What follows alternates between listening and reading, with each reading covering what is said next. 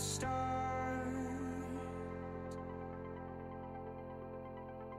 I don't know where to go. I'm told I'll reap all of what I sow.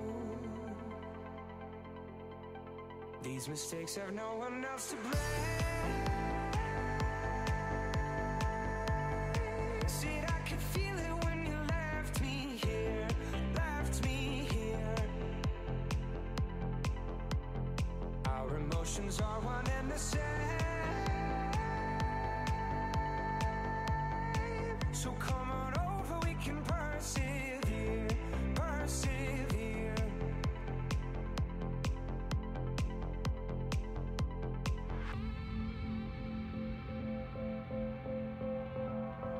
So come on over, we can persevere.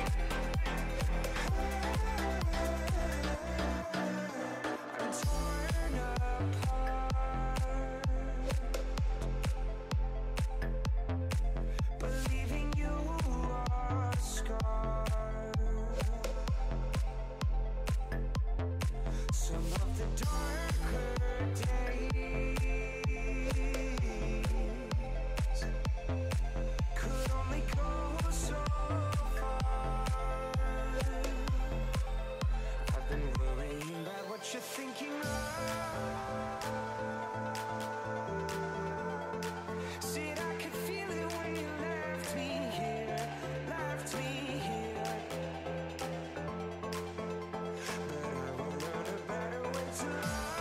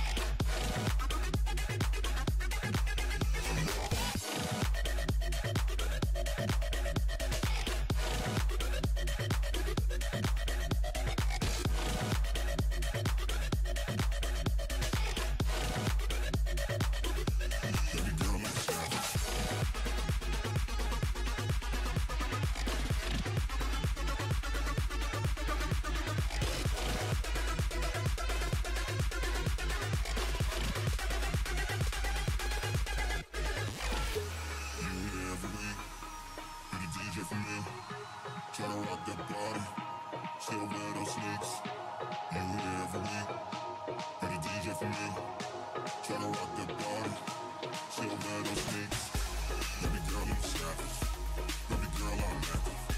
And when I sip is active. This, that's dancing. It's the way that you're dancing. Hips doing that damage. Don't wanna see my man dish. And I know you speak Spanish. Baby girl, I'm savage. Baby girl, I'm savage. Baby girl, I'm savage. Baby girl, I'm savage. I'm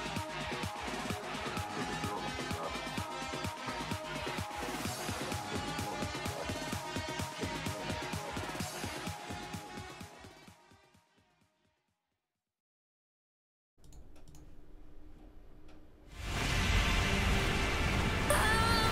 fire.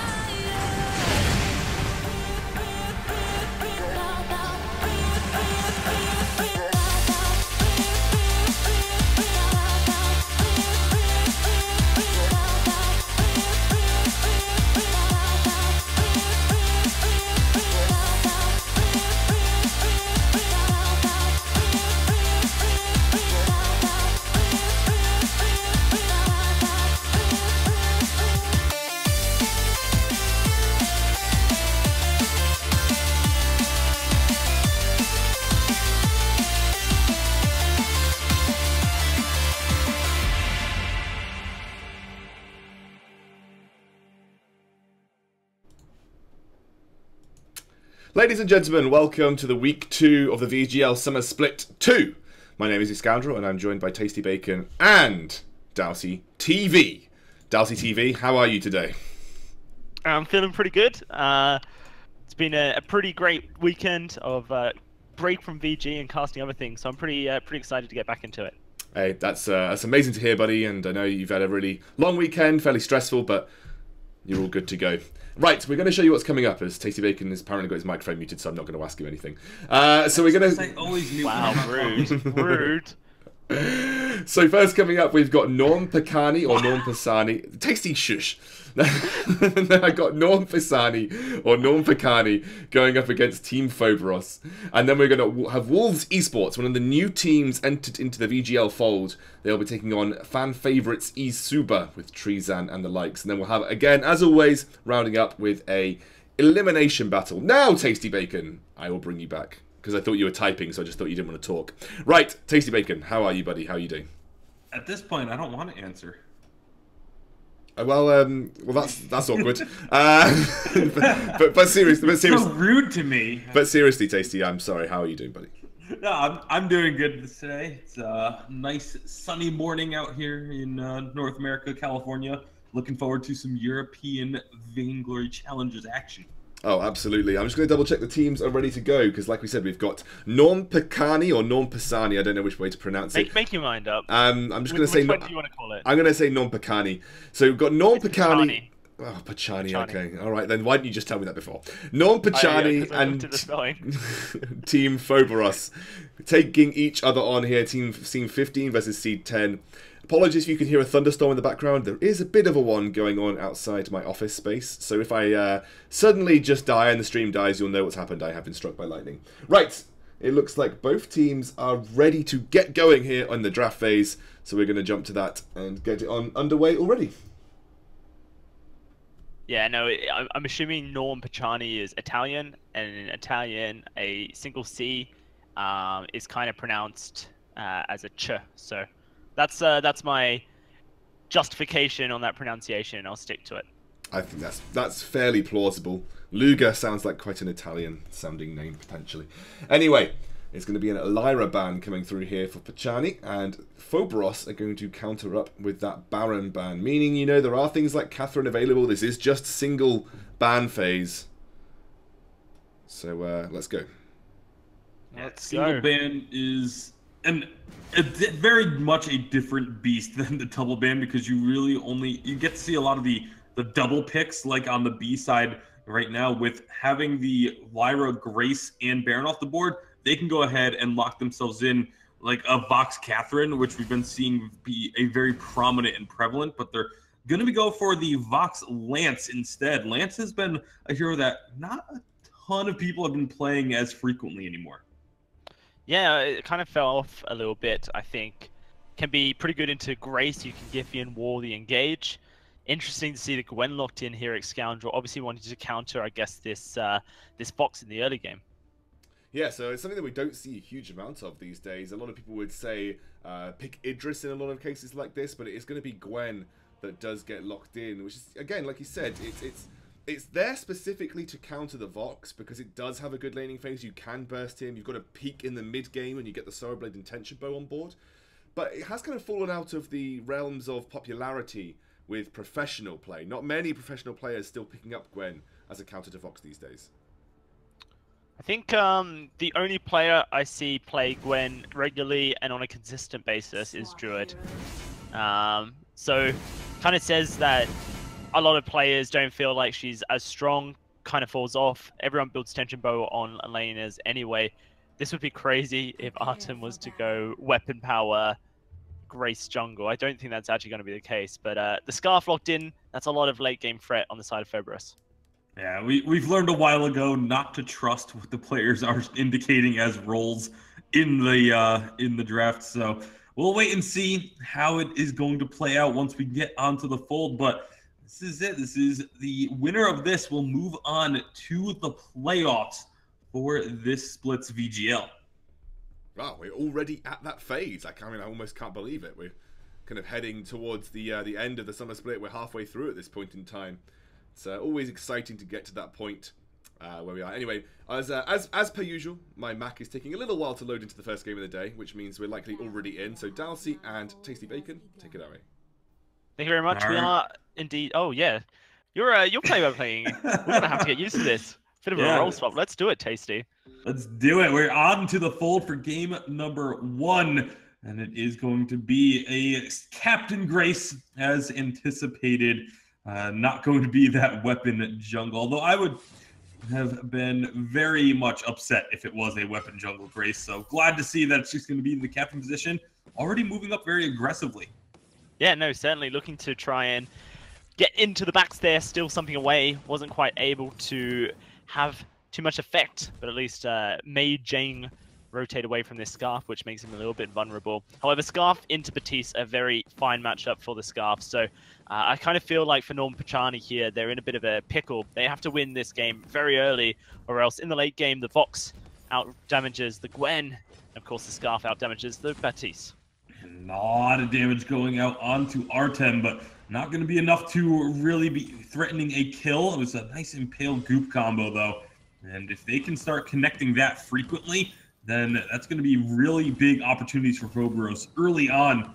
As for now, it's just going to be another Impale going in onto the Gwen this time. That's the target you really want to hit, as she does not have a whole lot of sustain early in this game.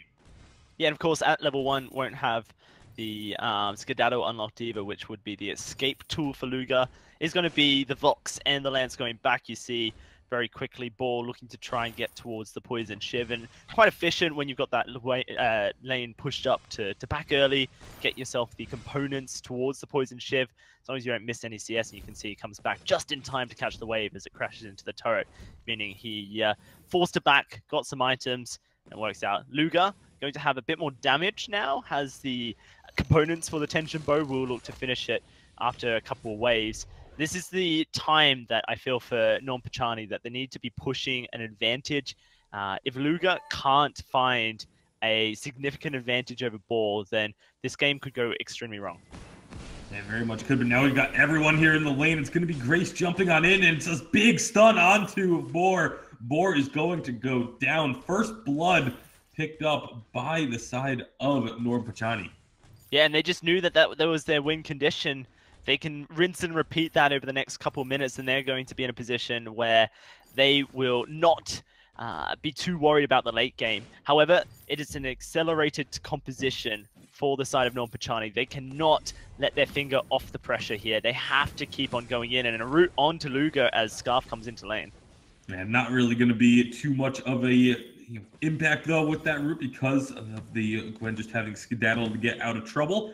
And those rotations up from Dizel are going to be so important because until reflex blocks come out, as you mentioned, it should be a kill every single time that they make that full 3-man rotation. Yeah, no, I expect that Ball's going to go towards a reflex block. of his own after he picks up the poison shiv. 11 will probably have to do so as well. I assume we're going to call him 11. Obviously, the 2 1s trying to make a V. Yeah. Just tricky spelling there. They need the reflex block so that they can escape this harass, and Jang may be in a bit of trouble. And Jang is going to be in a lot of trouble. One more attack will do it, and that's going to be another kill.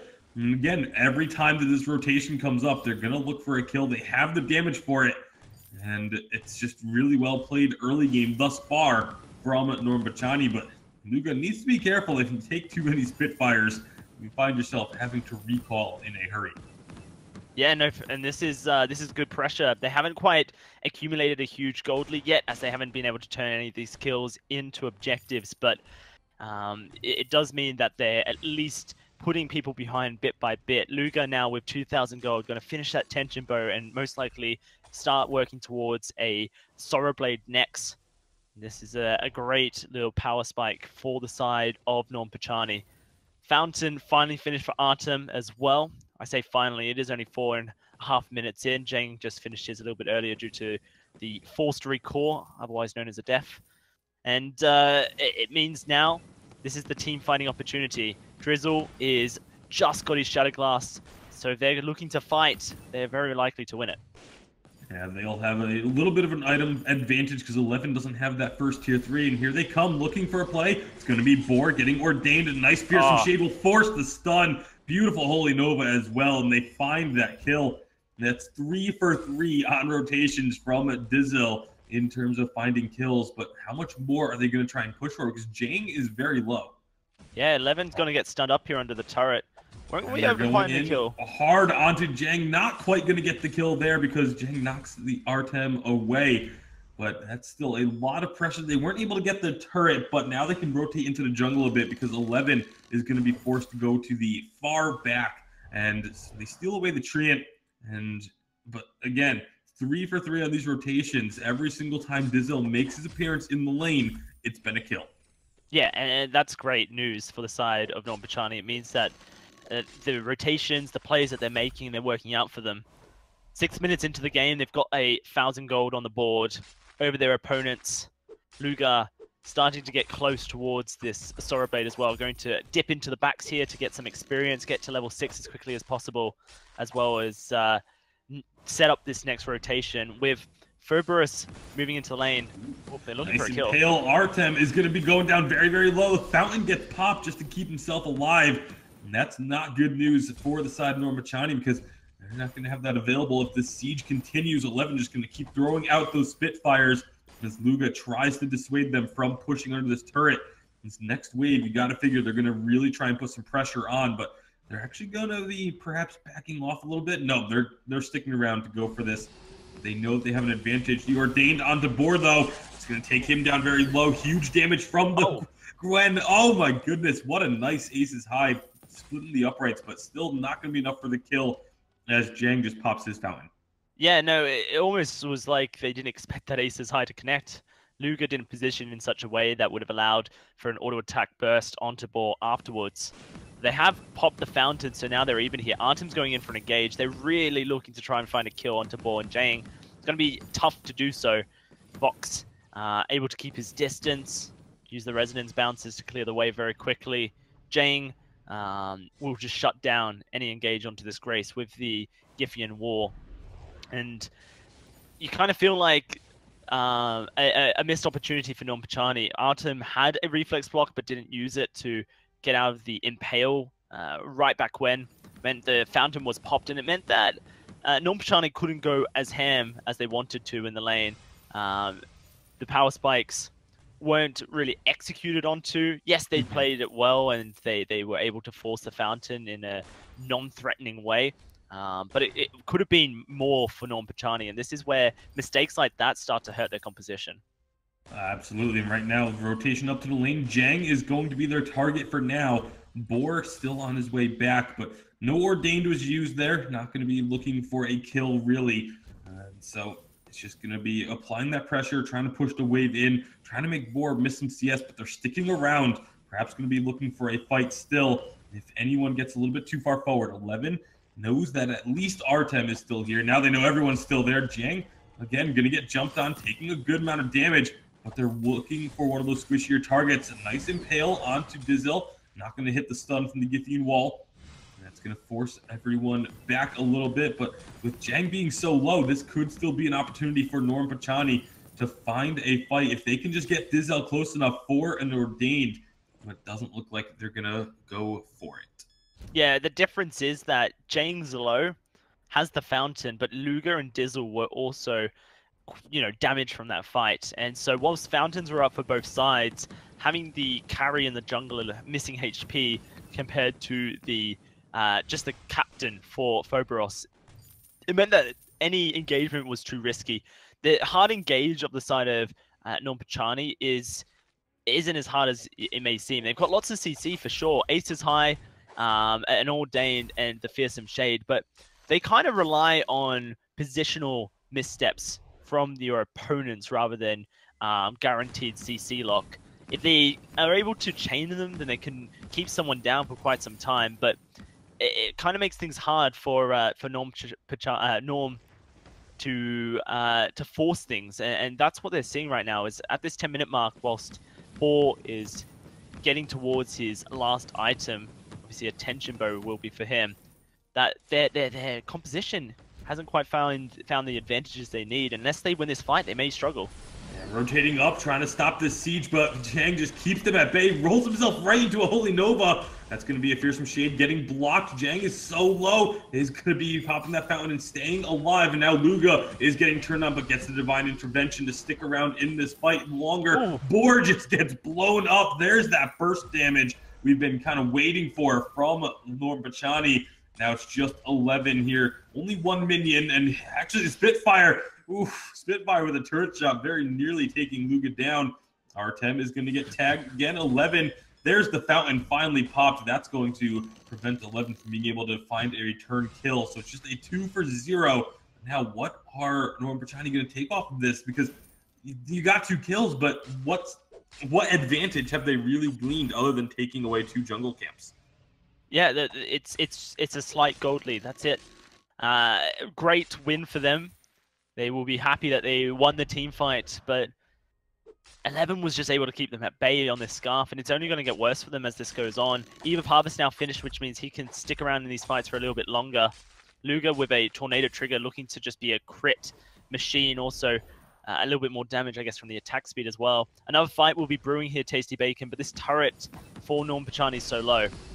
Well, there's going to be the engagement. The Ordained gets blocked. Fearsome Shade comes out, but it goes right between everyone.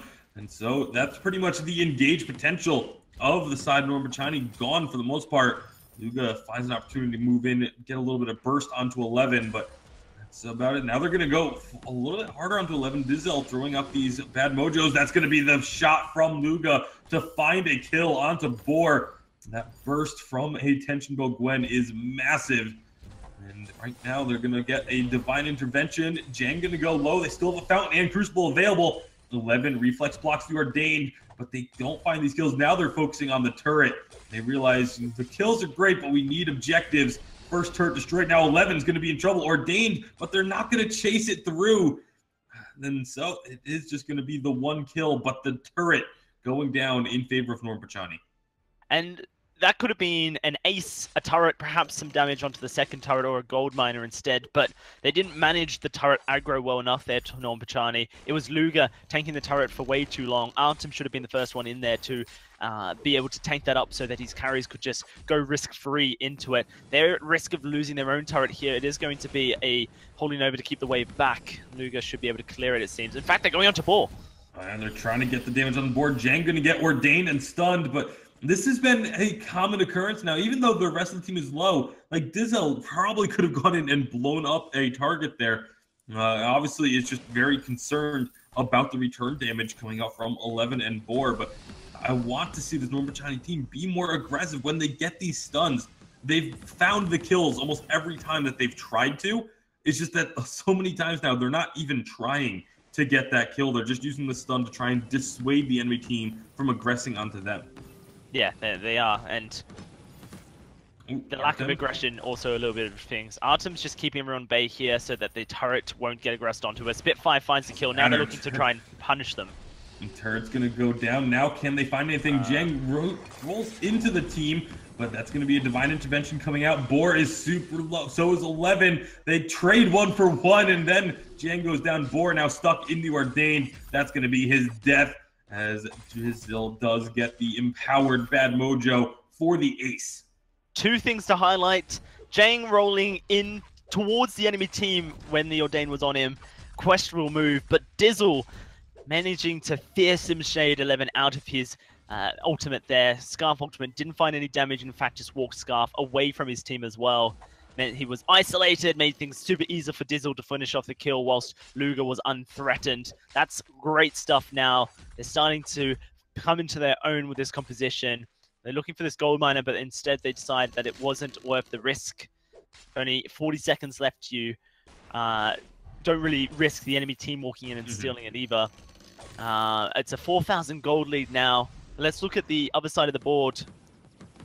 Very interesting, actually. Ball switched his 6-ins out for a heavy steel, saying he's going to go towards a Sorrow Blade. So that does put his item progression back a little bit. He's got some great defensives, the Aegis and the Coat of Plates. 11 is so close to getting his Broken Myth, just 500 gold away from it. And once he does so, this is when Phobos is going to come online. Oh, there's a big 541 damage crit onto Boar, stun onto Jang, and now there's some Fearsome Shade, beautiful block, and it's going to be the Dragon's Breath just melting through, but Divine Intervention will come through. The second one is used with the Echo. They're able to find these long extended fights. Jang and Boar both going to be in trouble. They get underneath the turret, but are they going to chase? They decide not to. And they'll just get one kill off of that. But again, this Echo Grace, that item power spike that was just picked up, is so massive for the sustainability of a team. Yeah, it really is. And I feel like Phobos is kind of playing these team fights a little bit wrong. The Dragon's Fire doesn't really have as much effect without a Broken Myth, especially towards this later stage when Aegis have been built. And there's a lot of shielding on the opposite team. Luger really the only one who doesn't have any yet. Makes things a little bit difficult. 11 possibly needs to be a little bit patient and just try and fire Spitfire Goop to dissuade his opponents from coming in towards him. He has these Broken Myth now. That's a huge power spike. Have to see how these team fights start to differ. Ball still a substantial amount of gold, 500 from, 300 in fact, from his Sorrow Blade, which means that he's going to have to find some gold income, because I feel like once they have that Sorrow Blade, the third damage item online, Phobos are looking very scary. Yeah, and I actually kind of like the Sorrow Blade here, but not in place of the Tension Bow. It's an item that, because the enemy team is so squishy, like I feel like the breaking point is almost not as important for Vox here, even though, yes, it does build up very quickly. The fights are not going to last terribly long, aside from Grace being able to heal constantly. That's really the only thing that's going to extend these fights, but there's no armor on the side of Norm Bachani, but now they're looking for a fight. Aces High is going to go wide. Jang taking the brunt of the damage. That's exactly where they want it on. And now with 11 rotating up, they could perhaps look to turn this. Fire doesn't land. You gotta figure that's kind of their go sign. If they can get a little bit of damage down preemptively, that's when they want to fight. 11, though, gonna get Ordained, blocks it up. Holy Nova gets canceled by a nice Githyan wall, but 11 is already down. There's a heal onto Luga. A second one coming through to keep him alive. And this is just Norm Bachani finding fights. A beautiful Githyan wall not being enough to save 11. Disgusting that Luke can just stand inside of the goop whilst the Spitfire lands on top of him and survive through it all. Artem just doing so much to keep Luger in these fights, and whilst he's auto-attacking, whilst he's critting, it does a lot. Kraken slightly risky as Phobos are going to come in and try and contest it here, Tasty. And Phobos are here, but it's only 2 members, and they're getting right onto Boar. Big damage to slow. That's going to be a huge crit with the proc, and that's going to be now Jang in trouble. They're not going to finish him off. Oh, that's unfortunate to see. But it is going to force him to recall, and that's really all that they needed, is just to get him away from this Kraken as they focus this down.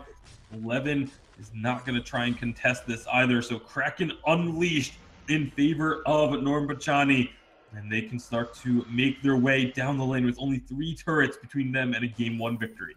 So the one thing that Boar has going for him is that there is almost no armor, like you mentioned, Tasty Bacon. Whilst the Tenjibo will do a lot of proc hit for that first auto attack, the Sorrow Blade is going to be unaffected by the lack of armor, which means it's going to, over time, do a lot of damage. And I think Phobos are looking to try and sustain these fights a little bit, but against this Grace, they're struggling to take down Luger, and perhaps that's where the burst could have been useful to them. Now with this Scarf on the turret, able to do a lot of damage to the Kraken, they're going to be in trouble.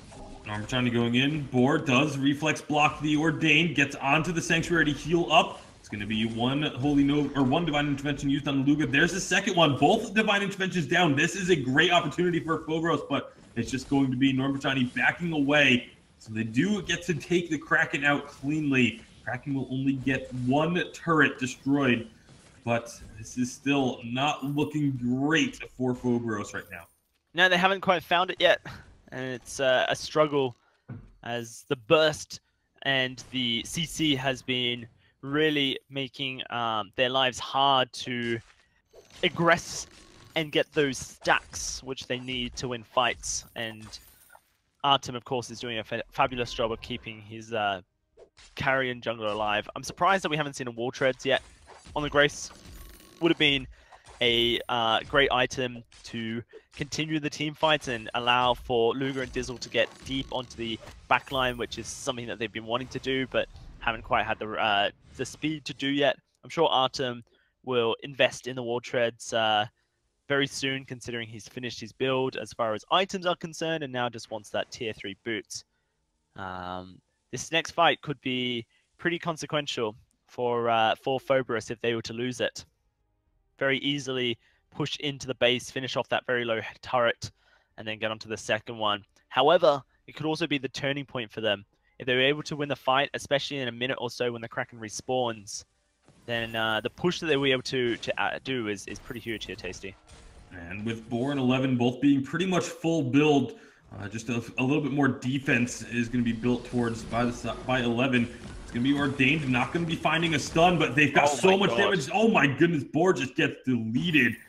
They almost took out Dizel, but almost is not going to cut it. At least they only lose 1 in that trade, and there really isn't much for Norm Pachani to take. Surprised they didn't go for the sentry after finding that kill, but they really are not wanting to take many risks here. Yeah, perhaps that's just it. They knew the Kraken was going to respawn, and they knew that they just positioned when it respawns, and they're in a great shot to take this Kraken without any contest. Do you see Jane coming forward, but he's going to get rooted. He's pretty much dead here. That's going to be the Kraken now going over to Norm Pachani. This late game composition from Phobos just hasn't had success. Missed positions all around in the last fight. Boar did not escape the Ordain when it came down. Not entirely sure if he misused his reflex block or if it was something else, but did mean that he was isolated and easily taken down. And with the threat that was Luger running towards the Scarf, he couldn't be any much help. Now Kraken taken Tasty Bacon. They're going to march it down in towards the base and look to finish this first game. Yeah, it almost looked to me like Boar had tried to just stay in the Ordained and not use the reflex block to escape it. And that ended up just putting him too far out of position. The Zhang was not able to keep him safe. And just really nice job taking advantage of that by Norm Pachani. With Kraken pushing in, we'll see Scarf going to be pretty good at taking Kraken down. Here comes Norm Pachani. Are they going to look for a fight, or are they just going to wait for Kraken to kind of do her thing? We've already got 1 turret down, but Kraken's down to about half health. Here we go, jumping on in. Holy Nova is going to get 1 stun onto Boar. That's a great target for it. Now they're looking for that big Dragon's Breath. Aluga is going to be in trouble, but doesn't go down yet. It's going to finally fall, but the Crystal is going to be taken out, and that is the side of Norm Pachani taking game number 1.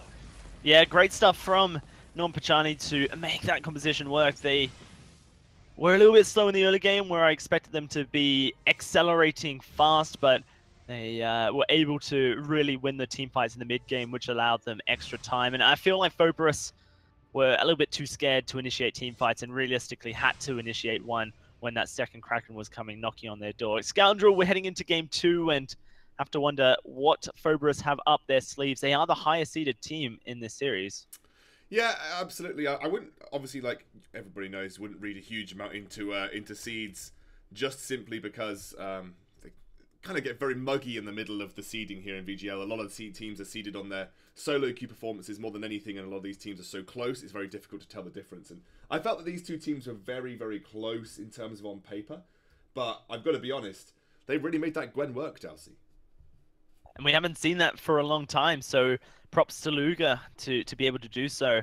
Very interesting build, I think. The Tension Bow Tornado monocle just gave him lots of different statistics, and I was worried it may be a bit too broad scoped, but it was enough to realistically take down Boar. I actually like it because there's two kind of practiced build paths on Gwen, which is that build that you saw there, the full ham to the wall build path where you basically look to burst them and get lucky with the critical strikes, or the one where you say, okay, Tension Bow and Sorrow Blade, the first hit's going to build me like 3 or 4 breaking point stacks right off the bat, so I go breaking point and work from there to give me some longevity. I like this one. I really did, because you're against double squishy. It's like the Shatterglass argument with CP. I actually quite like critical strike builds on basic attack focused carries when you're against double squishy. Even though Vox does build a Metal Jacket in his kit, if you can get that ball rolling, you can get so much of an advantage before Metal Jacket even gets picked up. So yeah, I like that a lot. Anyway, teams are ready. I think we just waiting. Yeah, okay, 30 seconds is all done, and teams are ready to jump into draft. Tasty Bacon, how was that game for you, buddy? The game was it as good for you as it was for me? Oh boy, it was definitely an exciting game. I think the way that Nissan and Normbachani positioned themselves was a little bit cautious at times, a little bit more cautious than they needed to be. But in the end, they're able to take the game. But it's going to be interesting to see how the draft will be affected after game number 1. Is that Batiste going to be taken off the board this time around? As is the Grace, which means the Baron is available should they want it. But the previous first ban for Pachani was the Lyra, and now Phobos are saying, okay, we think Lyra is of utmost importance to us right here, and that is what they are going to prioritize as their first pick. Pachani now have the option of the Baron should they want it, but again, Baron has kind of been...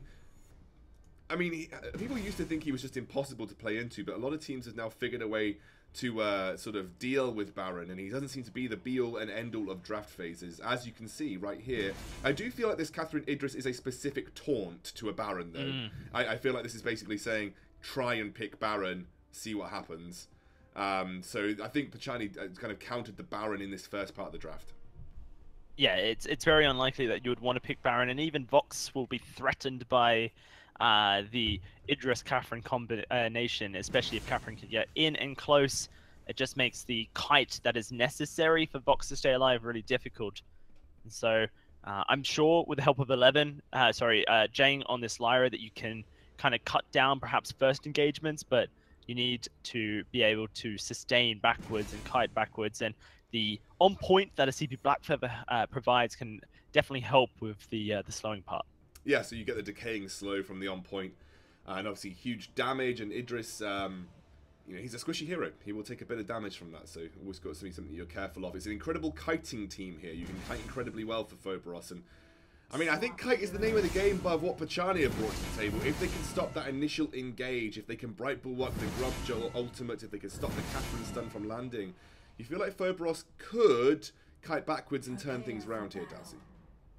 Yeah, no, I think that was kind of their win condition, though, Scoundrel, in the previous game, and maybe. they weren't quite able to hit it. So now with a very aggressive composition in round 2, it really is going to test if they're capable of doing that. So, Tasty Bacon, as we head on to the fold, it is Pachani versus Phobos. Like you said, the winner of this accelerates their move through the VGL to the upper echelons. And we are at that stage in the game where winning can literally mean the difference between a couple of wins from getting the top spot and then, you know, going through the entire loser bracket gauntlet. We're in the game. Tasty Bacon and Darcy, take it away. All right, thank you very much. And Alex, like you said, the winner of this guarantees themselves a top 8 spot. And that's going to be incredibly important. Having as few games as possible is a lot fewer chances of just a single mistake costing you your tournament life. And we have seen that happen to top teams in the past. But this early movement from Jang can be trying to interrupt the jungle start of Dizel. It's really just going to be Artem and Jang kind of trading a little bit of damage for now. While up in the lane, Luga with this Idris going up against Boar once more on the Vox.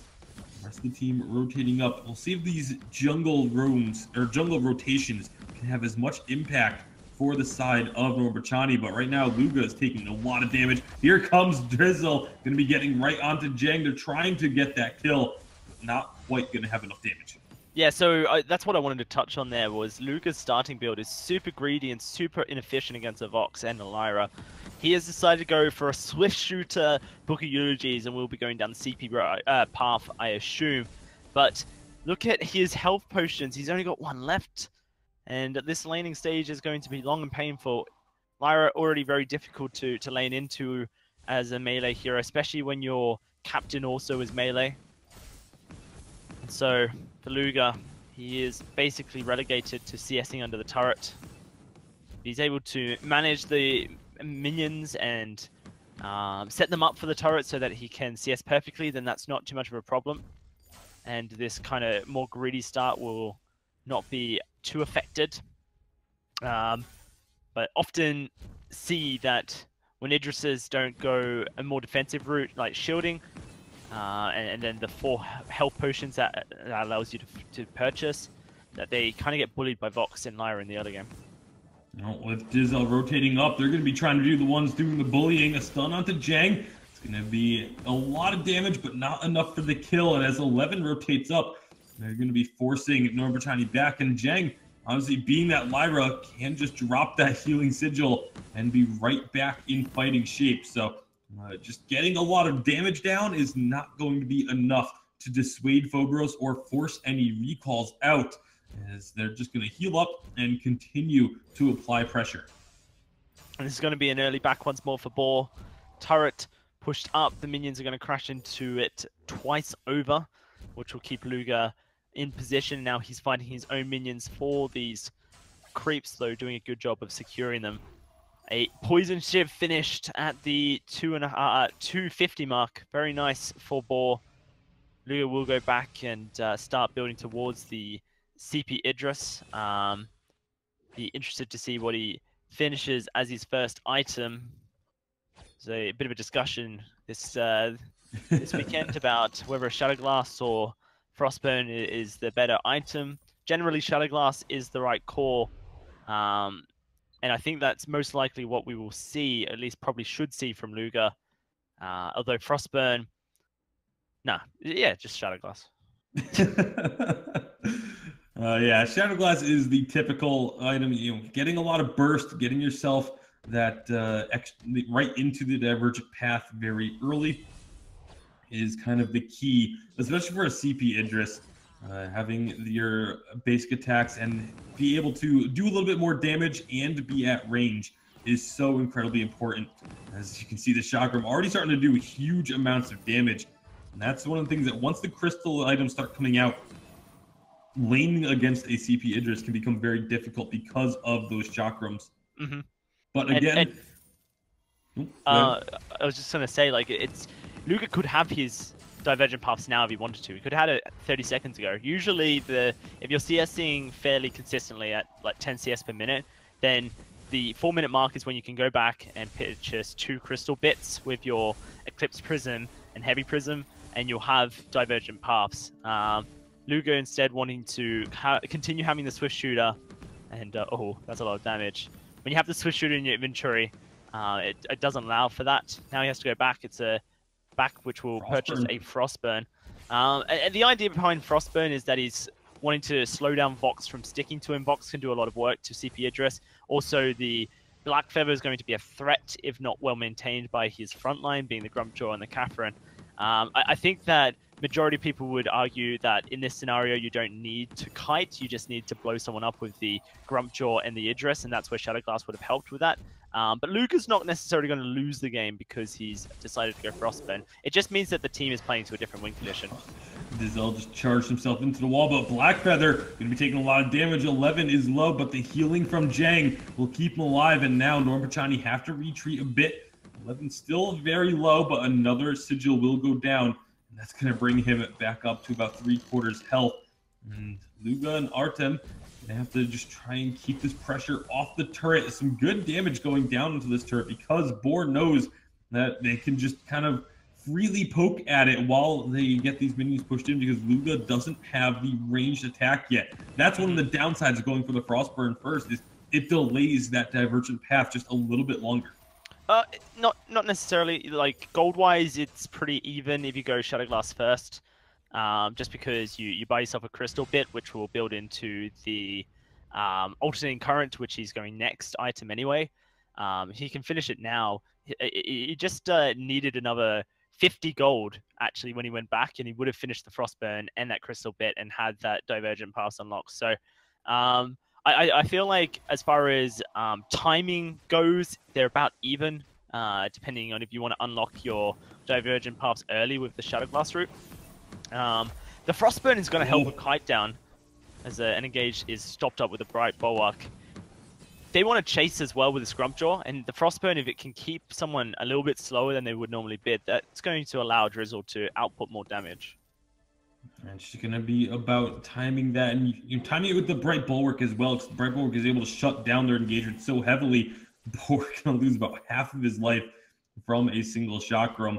And again, that's one of the big threats of the CP Idris. That's going to be Jang, going to be a target now without having a Bulwark available, but they're turning the damage right around onto Dizel.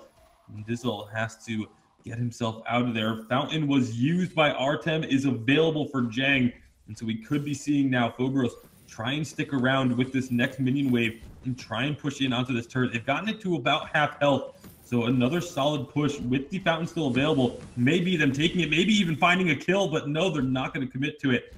That now they can really start putting pressure onto this turret even harder. You can see getting it down to about a fifth of its health remaining, if even. This is some nice pressure by Fogros, but when are they going to actually cash in on it? Perhaps this next wave will be it. Yeah, I think so. Luga's going to move backwards. That's the turret going to go down. Going to miss out on one CS. No, it's going to be able to chakram it away, keep up that creep score. Drizzle on this Weapon Power Grumpjaw has a great early game, but CP Idris is so weak in the early game.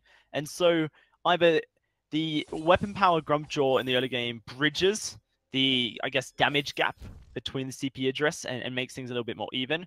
Or, as you're seeing here from Phobros, the enemy team just kites the Grumpjaw and then there's no damage output for the side. We have the alternating current now built on Luga. He's going to have to build into a Broken Myth next. He's still keeping on to this Book of Eulogies, which perhaps he could have sold to get some crystal items a little bit quicker. The Book of Eulogies loses its huge impact after you go ranged on Idris, and a lot of people will opt in to just sell it as soon as they get their divergent paths unlocked. Because this is still, no, it won't be, but it is a great silence. It looked like it might have been a steal, but now Jang could be in trouble. Luga has to run away. Fountain comes out to keep him alive. Jang is going to be going down to that chakram, but it is traded 1 for 1, and 11 wants more. And then be Luga just using the ultimate to dissuade any further aggression. And that on point not connecting. It is going to be backing up Boar. He's not going to be able to steal that Treant. So it just ends up being a 1 for 1 trade with the gold miner going down in favor of Norm Pachani. It's going to pretty much get this gold back to about a 1k gold lead for the side of Phobros. I feel like the Norm Pachani team are okay with that. They're not too bothered about the 1,000 gold deficit they're currently sitting in because they have the best in the business as far as late game scaling is concerned on this CP Idris.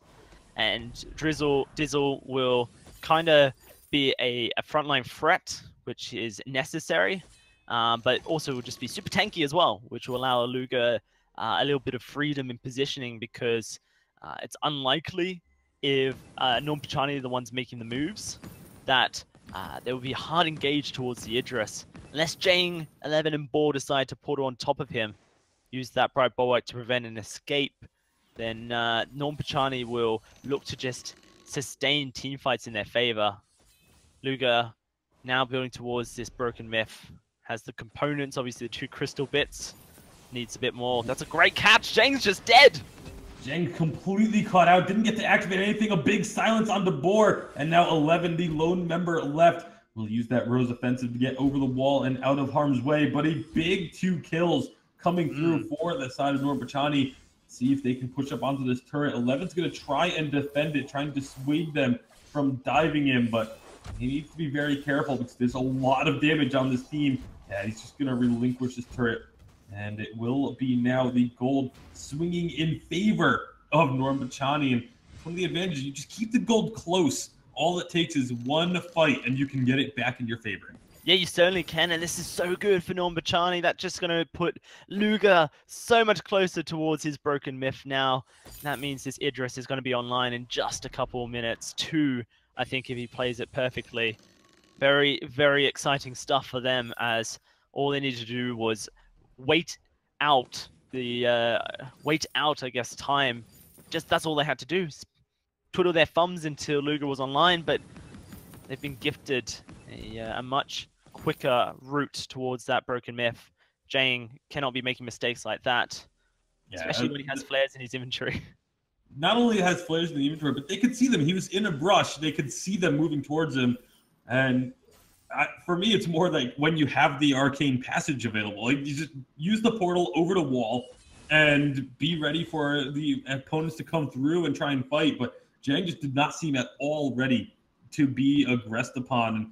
And the fact that no cooldowns were used kind of is a symptom of that. So we'll see if they can clean things up here as we approach the 13th minute of this game. It's going to be Luga and Artem again hanging out in the lane while Dizel is back at base, picking himself up an infusion. So that's going to be a little bit of a damage spike and some defensive abilities. As now they're going to look for Boar. They get a nice stun.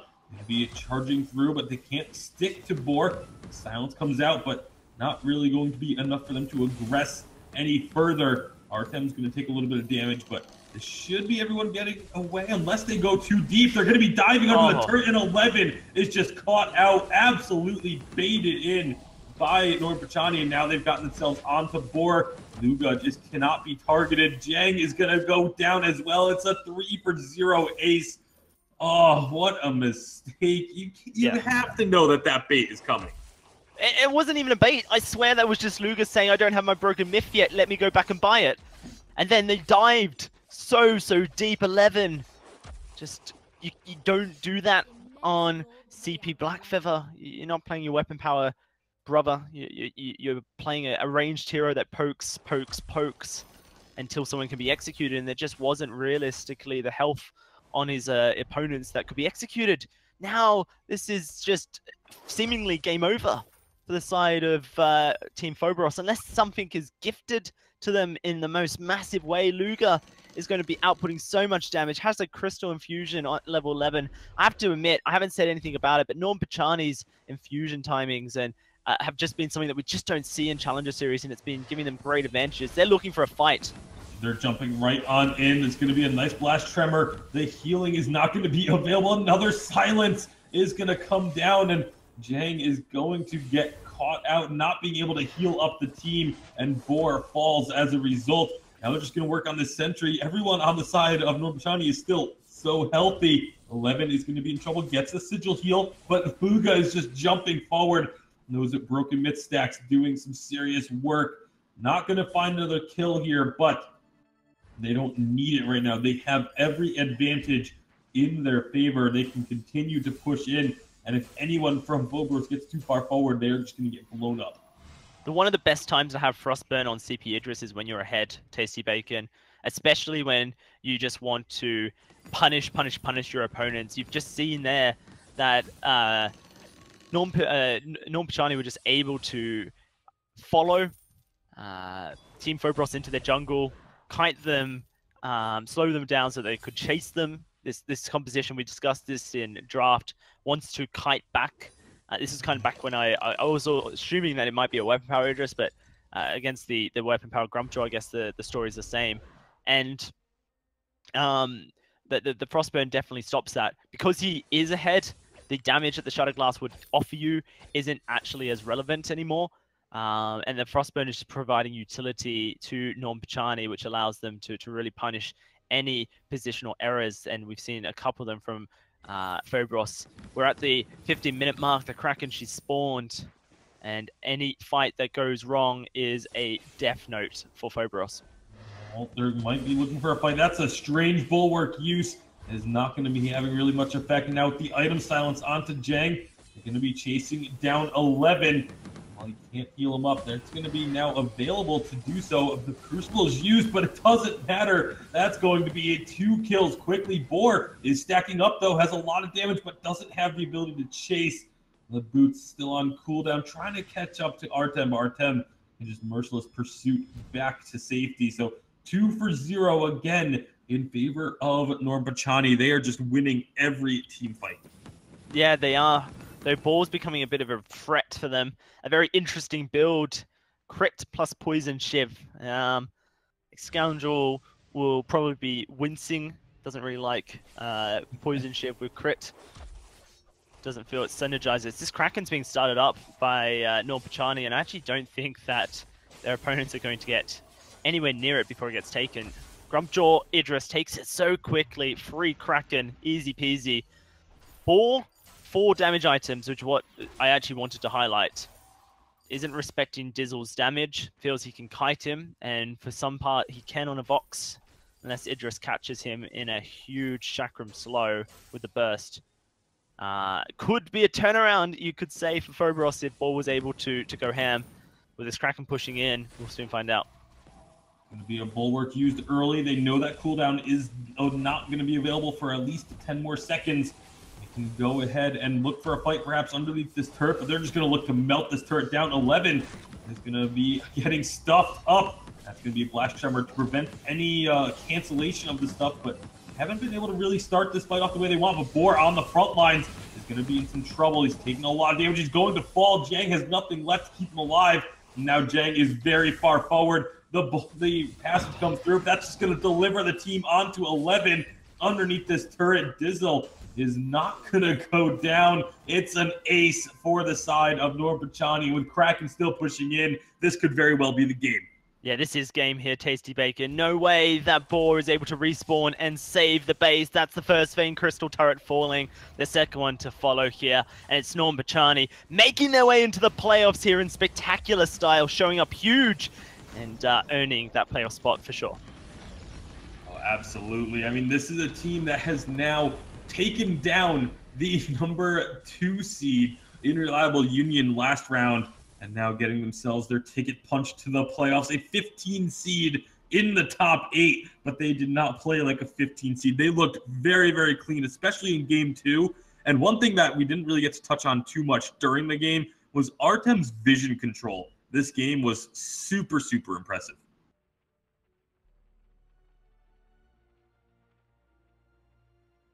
And I guess that's me coming back in now. Yeah. I was just waiting to see if you guys were going to introduce me, but hey, I suppose.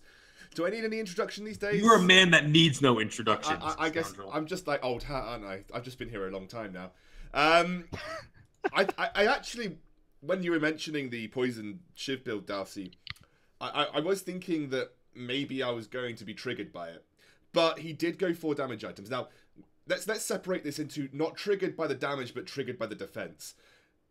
If you're going to Poison Shiv build, it generally synergizes as a 3-item build where you're going to have sustain, but also have the ability to make use of that sustain by having defense. That's why you generally see 3 items on a Vox with Poison Shiv simply because he builds the metal jacket and the Aegis. He has the ability to sustain damage, and the poison shiv brings him through as he builds up breaking point stacks. Now, I don't necessarily hate poison shiv with 2 critical strike items, because 2 critical...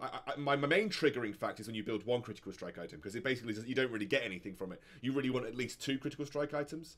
So I don't hate it, but I'm looking at that build and I'm saying, why don't you just go breaking point? Right, Like, and that's something I was thinking as well. Like, every team fight that they were in, even when they lost their Black Feather early, Ball was stacking. He would have been stacking. He would have easily been stacking. Exactly. That could have just been the damage that was necessary to win fights. I don't even think it's theoretical, Dalsy. I think you're correct. Like, if he had just gone breaking point over poison shiv, you trade off the sustain, but he wasn't actually getting focus until he was getting burst, right? So the only times you ever really saw Boar get killed in a fight is because he mispositioned and got burst.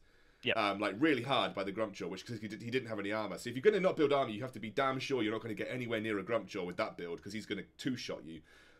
But the fights that he did do well in, he was basically untouched for the most part. And then that, if he had breaking point, especially that fight where you saw him chase down 1 versus 3 and actually failed to get any kills, if he had breaking point there, he probably could have finished everyone off, and he wouldn't have even need to chase that fast. So yeah, it's interesting. There's a lot of discussion to be had around poison shiv versus breaking point. I think we could go on for it forever, but as it stands, you know, he made a decision, may have not been the right decision. Certainly didn't help them win the game because they've just lost 2-0. So Norm Pachani take this series 2-0. Yeah, I am just curious. Oh, go on. I am just curious, Scoundrel. So if someone does just go with the poison shiv and 1 crit item, would you say that you are tornado triggered? I would say that if you built Tornado Trigger over Tyrant's Monaco, I'd be happier with you. But yeah, I would be Tornado Triggered probably. 10 out of 10 triggered. The problem is that with the Poison Shiv 3 item build, right, you can only have 2 attack speed items, realistically, because otherwise you're overloading on attack speed. So by going Tornado Trigger, you severely limit your DPS for what the actual build is supposed to do. Like, the build is supposed to be a longevity build when you have the Poison Shiv, the Tension Bow, and something, right? The other item being Tornado Trigger or Breaking Point. It's supposed to be a longevity build when you sustain yourself in a fight long enough that something, aka the Breaking Point, carries you through the team fight. Tornado Trigger gives you a flat damage output that's never going to get better, so... Yeah, I don't know. Anyway, look, let's move on from... You guys just got a great insight into Scoundrel's video tomorrow. A bit of a sneak peek, I think. The one thing I'll say to Team Phobos before we do move on fully Scoundrel is they need to be looking for engagers. They need to be looking to be the aggressors, be the proactive team. Just so many fights lost due to them being engaged upon and then not being able to react to that engage. So they do get a second chance. They're in the elimination bracket. Maybe even we come back to them later tonight and we can see if they learn from their mistakes. But moving on, we do have 2 more teams ready and looking to get into the playoffs. Yep, so it's going to be Wolves Esports, one of our new rosters, Kigaza featured, and has going up against Isuba, one of the obviously stream's favourites. So let's move on, ladies and gentlemen. We'll be back after a very short break while I get these teams set up and ready to go, and we'll have more action on your screen as soon as we can.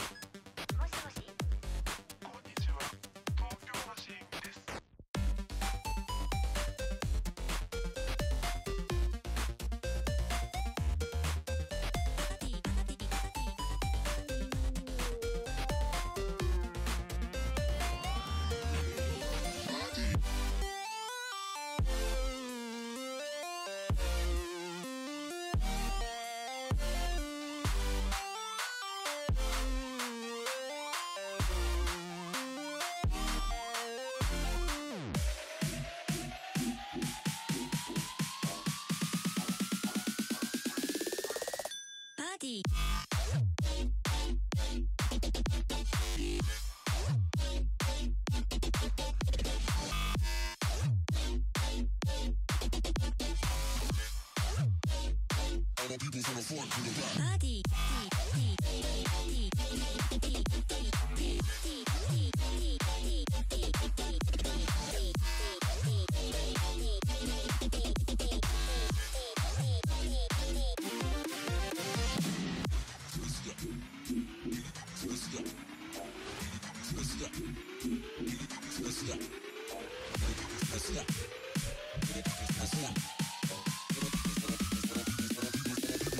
To the back.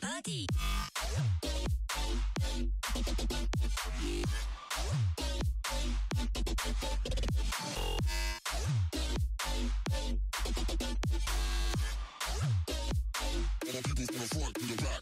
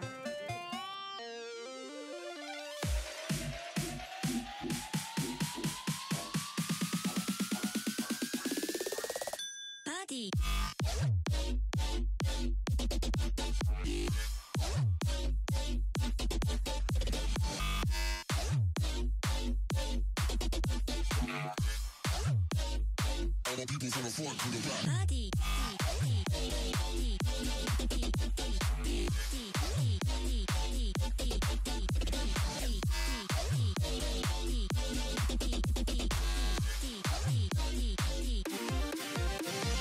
people from the front.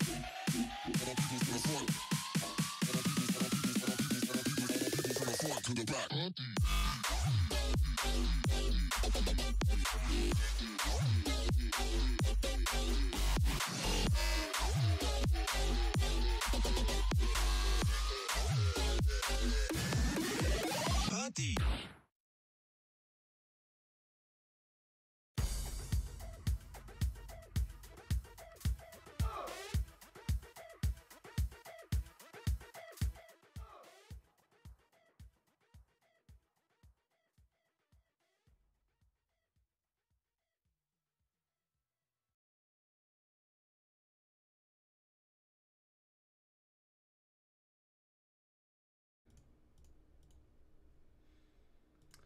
Welcome back, ladies and gentlemen. Yes, that's right. We have got the teams ready to go, and, well, believe it or not, we are ready to go on time. Dowsey and Tasty Bacon, we're going to be jumping into Wolves Esports against Team Isuba. Now, Wolves are a new squad, but they do have some familiar faces, Dowsey. You've got the likes of Kigaza there, the, believe it or not, head coach for Fnatic, so obviously got incredible mind behind him and what he's achieving with the Fnatic squad in the European VG8. They've got Azure Streak, a fairly well-known VG player in the top tiers, and they've got Moving On as well, going up against the familiar faces of Isuba. Dowsey, what are you reading into this matchup? It's very exciting, I think, whenever a new team gets picked up by an organization in Vainglory, definitely validates them. And of course, Kikaza certainly validated due to his current position in Fnatic. But Isuba, man, not only is it Isuba, but it's Isuba with Emir King and Treason. It's like crazy. Emir King is right? back. It is, and so we already know that Isuba are like VGL entertainment for their compositions and their play style. How does this change with Emir King on the roster? Is he just going to bring the most OP Catherine stuns? Is that what I'm seeing here, or is it going to be like new compositions? Because I know Treason has certainly been upping his hero pool. I've also known that Emir King is kind of like, I always knew him for Arden, so I'm wondering whether Arden comes through, obviously, for Emir King. Really depends if Isuba are trying to execute that composition that, you know, like you said, that one composition that they always found success with, that Lance Catherine composition. They could even maybe transfer that into the Catherine Batiste composition that we've seen a lot of, and not a lot of teams have been prioritizing that, despite the fact it has been so highly banned and contested in the VG8. Tasty Bacon, I say that, You say that, but now Catherine is going to be the first pick here. There's the Lance. Okay, Looks like here we it's just go. going to be business as usual for Isuba.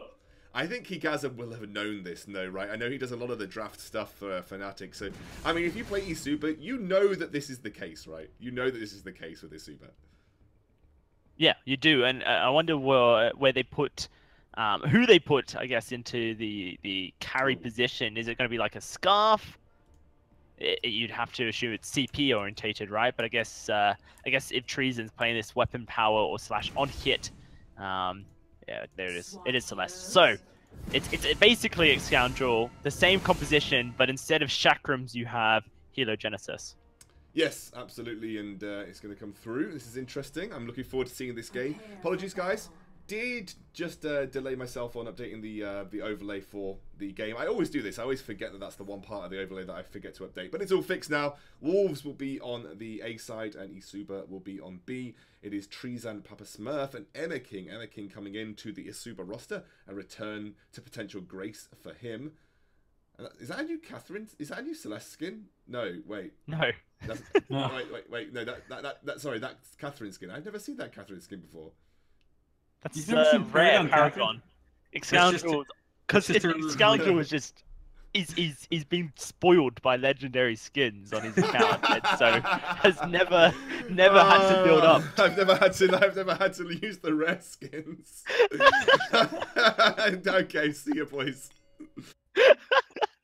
Nice, feels good, man. To be privilege.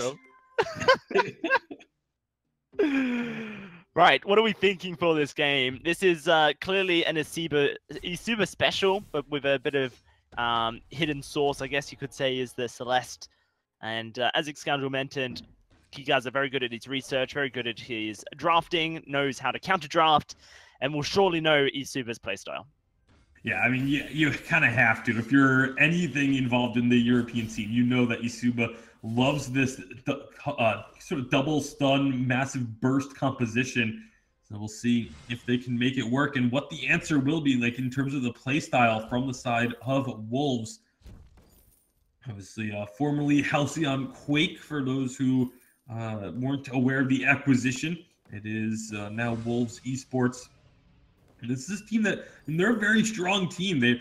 It's kind of funny because historically they lose in the first round and then make this really strong run through the elimination bracket. Last split, I believe, when they were finally eliminated, it was because they actually couldn't field a roster that day. And this time around, again, they lose in the first round, but then they've gone ahead and beaten the 5th and the 8th seed in the elimination bracket. So they are clearly still a very strong team. You'd just like to be able to see them make it run through the winners bracket one of these days. But for now, it's going to be up to Isuba to try and stop this run early. Yeah, no, for sure. Isuba will be looking to make it into the playoffs. I believe for the first time they roster would be doing so. Halcyon Quake, now known as Wolves, it would also be their first as well, I think, as well. So it is just going to be more of a scale game. Celeste, we don't often see in the lane due to the fact that when she's in the jungle, she's nice and safe. She can get to level 8 quicker, gets her power spikes going quicker, and gets you closer to the late game. Celeste that wins you games. Isuba, very unlikely to care about that, and will most likely be putting pressure onto Kigaza here on this Black Pepper. Black Pepper is going to be great because he's able to, at level 6, dodge out of the Catherine stun, which starts the chain. Do see a bit of aggression in the lane as they start trading a little bit. CS-wise, Papa Smurf not really doing as much as he can. There's actually a lot of CS that Kigaza can pick up here, and he's already got a advantage in the CS. So Papa Smurf perhaps struggling to last hit on this Celeste a little bit. Yeah, and Kigaza, obviously, with that slight advantage, I mean, you give Black for their lead, he's going to take a mile. So it's a very snowball-y type hero. And we'll see if Kigaza can get that snowball rolling. It's actually kind of interesting. It's a little bit of a grudge match between these two. As last split, it was Wolves then as Halcyon Quake that eliminated Isuba from Challengers. So Isuba is definitely going to be looking for a bit of revenge here. Or will, unfortunately for them, history repeat itself if Wolves can pick up the win. So there's a lot riding on this one. As we are in the elimination bracket. There's going to be the start of that chain. I completely tasty. forgot that I'm doing play-by-play this time. I'm so used to doing color casting with you, Dowsy, but that's that chain. That's what they're looking for on the side of Isuba. Didn't miss a kill though, so that's good for me. Bad for Isuba as they want to find that chain and just blow up a target. Catherine stun into a lance into the Celeste. It does so much work, but unfortunately not able to crack the scoreboard just yet. I felt like you're writing a thriller there, Tasty Bacon. There's a bit of aggression onto to Papa Smurf. In fact, he had a lot of aggression. He has to be careful. Often in thrillers, they will show you the threat, and then you watch in anticipation to see whether or not it comes through. Oh, that's Kigaza just finding first blood by himself. He may go down. Treason nice misses dodge. the impale. It's a good dodge, but he will fall nonetheless as I take over your job. More It's fighting, still- it seems. Hey, 1 for 1, but it is an advantage for the side of Wolves as they get that first blood bonus. But Mirror King is hunting them down, not going to find the stun. And so it will just be everyone backing off a bit. So Tasty, there was a bit of a graphical error which caused us to kind of misannounce this game. This is actually a losers elimination bracket match between Wolves and Isuba, fighting to make it into the playoffs. They'll have to go through Hell's Divers. The winner of this series will play them in the next round. So won't be entry into the VGL playoffs if they win this. They will still yet have to play one more match. And obviously that now puts a lot of tension and stress onto these teams because the loser is eliminated.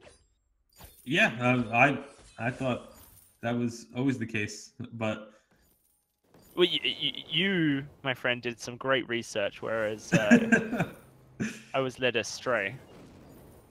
oh, okay. I assume our, by Scoundrel, so we need to get the Mr. when All you Legendary put Skins the- Scoundrel. when you put the wrong round on the overlay or something with the Mr. What's a Just Rare don't- Skin Scoundrel. Either way, it's going to be again Isuba looking to set up this combo, but Lance is not near them right now, so they're in a little bit of trouble as moving on comes up with this Sky. Lots of damage on the forward barrage, especially with the Frostburn already completed. It's going to make it very difficult to escape that forward barrage if the angle is right. So Papa Smurf down to a little under half health is going to be melting here, but not quite enough to find the kill. Amir King coming forward now with Trezon. They're not going to be able to find that combo quite the way they want. A nice Holy Nova's going to get a knock-up, but moving on all of a sudden very, very low as a couple of Helios land onto him. So everyone looks like they're just going to be backing off, but maybe Isuba wants to keep going. Stun onto the Grace is going to cancel out the Holy Nova with that Githian wall. But now it will be everyone backing off. Jungle going to get stolen a little bit. And so for Wolves here, oh wow. Ooh, Solar Papa Storm Smurf gonna just go by the stood wayside. in the forward barrage and then unfortunately missed his Solar Storm. For Ooh, the he side of doesn't- Wolves, is he going to get He it? doesn't find him. No. Oh, he doesn't find him. Okay. He didn't know he was there. Trezon now going to find the stun. Now Kigaz is all of a sudden in trouble. He's going to be going down. It was the right idea, but a little bit too greedy perhaps there from Kigaza. Yeah, no, just a little bit. So we already know that Isuba are looking for CC Chain here, Tasty Bacon, huge burst, Catherine Stun, into Impale, into Core Collapse, into Githian War. If the person's still alive by that point, then that will be amazing. But we haven't really talked about what this composition from Wolves Esports is wanting to do. They've got so much kiting potential and so much disengage potential. The Grace with the Holy Nova can disengage. You see Azure is actually putting his points into the Holy Nova, which says to me that he wants that off cooldown as soon as possible. You often don't put your points into Holy Nova. Benediction Shield is great, and the scaling on it is great as well, but when you do see Graces start putting points into the Holy Nova, it means they want to disengage. Sky, really good at kiting, you see here, is able to, but she's a little bit caught out. Yeah, gonna get impaled, a big root from Trezon, but Papa Smurf on the backside is going down very low. Divine Intervention to keep Kigaz alive. It's a 1-for-1. Nice Holy Nova is gonna stun them up, but I don't think Kigaz is really going to be in a position to try and chase this through because Trezon just has so much damage. Another thing about the Holy Nova maximizing for Grace is when you have it overdriven, you cannot be CC'd while you're channeling it. And Yes. against this composition that the side of Isuba has, I think that's actually incredibly smart because so many times already we've seen the Holy Nova get canceled by members of Isuba as they're looking to go in again. Kigaz is going to block the initial engagement, and now Azure Streak is going to be the one tasting a little bit of punishment, but not too much. Yeah, Azure Streak's job in these team fights is to benediction onto whoever's been caught and Holy Nova immediately, and wouldn't be able to do so otherwise if it wasn't overdriven. Kigaza now looking to escape. Taking a lot of damage, but a lot of damage coming out from moving on as well onto Trezon. That's going to be their one really big advantage. Trezon is going to be fairly squishy for quite some time. And as long as Azure Streak can get that Holy Nova down, it disrupts this massive CC chain quite heavily as well. So I'm a really big fan of going for the overdrive on the Holy Nova in this game in particular. Yeah, right now, moving on, and Kigaza need to scale. Kigaza with a tension bow, a little bit peculiar on the Black Feather, but can do a lot of poke damage when he uses his A to jump on you and makes that execute even more scary. Moving on, looking for the Broken Myth, 200 gold away from it, and that Eve of Harvest next will then mean that their kite is very damning towards the Isuba roster, as well as sustain eventually on this Sky meets that she should survive. Kigaza onto turret, doing his best to just clear this wave, and he is going to get pushed away by Mir King. Good block. They're looking to re-engage. Solar Storm comes out, doesn't find a kill. It's the fountain used, however, by Azure Streak, and they have to be very careful. Again, the amount of burst on this team from Isuba is just massive. They force out the Divine Intervention as well. That's all of the sustain kind of taken away now for the side of Wolves, and this could be an opportunity for Isuba to go in. They're going to land the stun. There's the Impale, but it gets blocked. Nice job there. Holy Nova onto Papa Smurf is going to take him down fairly low under the turret, and with Moving On coming back, they are going to retreat. Moving On needs to make his way to the shop and get that Broken Myth before another fight breaks out. You can see that's exactly what he does. V-line's over, gets it, now can go do his rotation of the jungle backwards and finish that off for a bit of extra gold before the Eve of Harvest. Papa Smurf now is the one to finish a Broken Myth. He's gone for the Eve of Harvest, which I'm not entirely sure makes too much sense, considering the fact that his composition relies on huge burst, and the Broken Myth can lead to that if it gets stacked up. The Eve of Harvest, of course, keeps Papa Smurf a little bit healthier and a little bit less threatened by this Black Feather who counters the Celeste. You see a good stun onto Azure. Oh, he's getting melted. Nice Holy Nova, though, will keep him alive. He gets out of there. He has to use the Divine Intervention on himself, and you never want to have to do that as a Grace. It's pretty much a sign that the fight is over one way or another. Kigaz is going to get engaged on. That's going to be a nice Impale gifting wall. Mir King is low, moving on with a nice angle to provide damage, but the rest of the team is so low they have to back off of this turret, and turret number 1 will be going down in favor of Isuba in just a second. Yeah, no, that was a huge play by Treason there. Unfortunately, Papa Smurf wasn't quite on board. Looking for moving on. Beautiful move from Moving On to Surrey Strike while keeping the enemy team in the death from above. Now Azure Streak just going to be forcing the other two away. That was such a nice move from Moving On. Yeah, no, and Isuba just walked straight into it as well. Gifts that kill over to the Sky means that Eve of Harvest is closer than before. Unfortunately for Isuba, there was actually a chance to get a double kill. The core collapse wasn't chained onto the CC. That is such a huge win condition, is that essentially Isuba's line of communication has to be, I'm going to impale, or I'm going to stun with Catherine, and then you guys follow up. It's Treason first, Papa Smurf second, essentially. And then they need to make sure they're not stacking their CC. I know Treason talks about this a lot on his stream, that he gets frustrated when CC is not chained and is overlapped. So I assume that as far as communication is concerned, that Isuba will be well aware of their line of communication and guess priority of who does what and when. Broken Myth now finished for Papa Smurf, and Papa Smurf kind of the last man of the chain and perhaps the problem in the team fight under the turret, the reason why they didn't get a kill.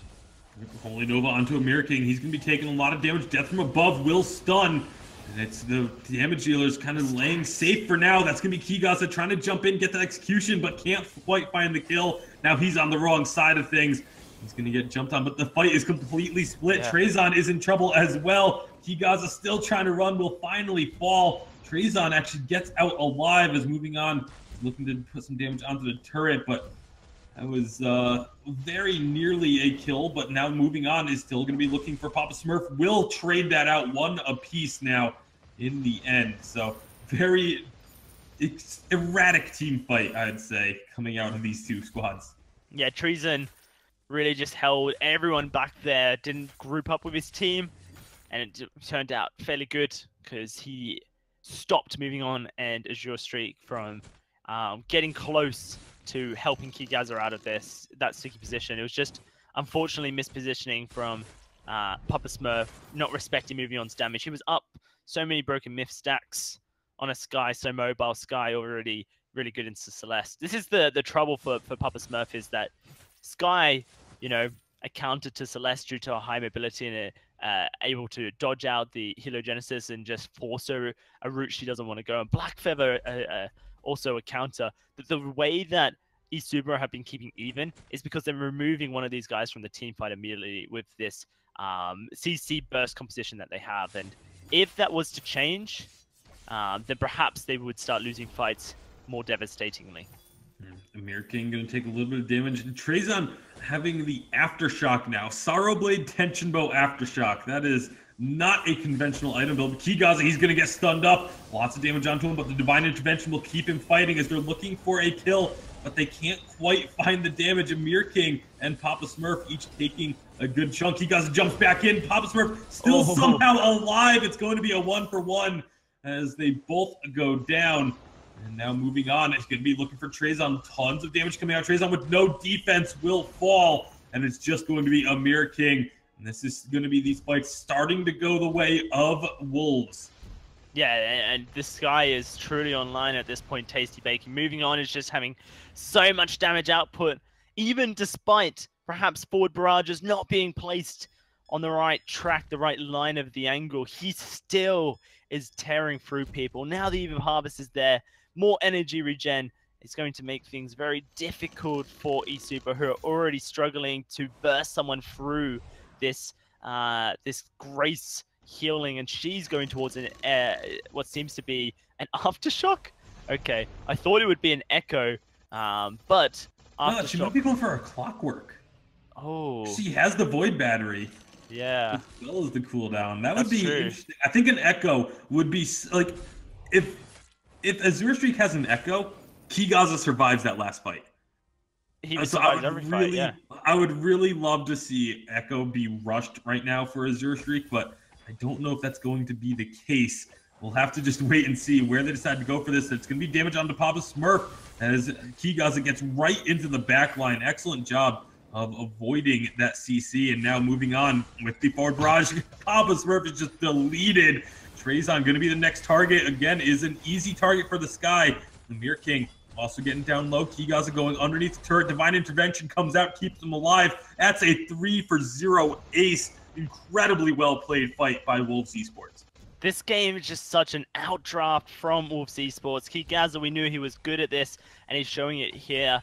The only person that eSuper can realistically look to lock down and stun in this composition is Black Feather. Because if they go for the Grace, well, she's tanky, she heals it up, and it means nothing. If they go for the Sky, where they risk missing their CC, and Black Feather's just going to jump onto your Celeste and blow her up. And if you go for the Black Feather, it's the same story with Sky. You might miss your CC due to the Rose offensive, but the Grace keeps him alive anyway, and he's tanky. And so, realistically, you can't kill anyone, you can't burst anyone. This eSuper special composition has been outdrafted. Kigasa has done it here for his team. Wolves Esports now with a Kraken Tasty Bacon. This next team fight, if it's a clean ace, is GG to Wolves Esports. Yeah, this was a game that they had to win extremely early on the side of eSuba, and they did not do that. So now Wolves with every advantage. It is a clockwork for Azure Streak, but now here comes Isuba looking to get onto the sky. Not quite going to find enough damage for a kill. Divine Intervention is going to heal him up, and they've got one kill already now. And Holy Nova will stun up Trazon. Trazon is about to fall. Amir King, the lone target standing, and they are just going to dive right on through. No problem. As forward barrage is going to connect, and that's an ace with Kraken pushing in. What a game. Wolves Esports, they weathered the early game storm and just came out with a vengeance. Yeah, I'm so happy that Isuba decided to try go onto Sky just to see if that would work. Just confirmed my suspicion that the only person that they realistically could burst down was the Black Feather, and obviously the Grace just made it impossible for them to do so. GG, well played to Wolves, and a fabulous draft means that they will take game one here pretty decisively towards the end. Without Idris, can Isuba play their on-hit burst draft Scoundrel? I think that's the question that's on my lips. Yeah, that was an interesting game. I completely agree that this, for me, was just all about the draft. Like, the problem was that this on-hit composition, it needs to either snowball, or as a kind of alternative to that, it needs to at least have a clear designated target focus. The problem was with what was going on there is that Weapon Power Black Feather is considered very good into Celeste, right? For the same way that the way that Taka is, you can stick to Celeste really easily. You have a way to get over her core collapse.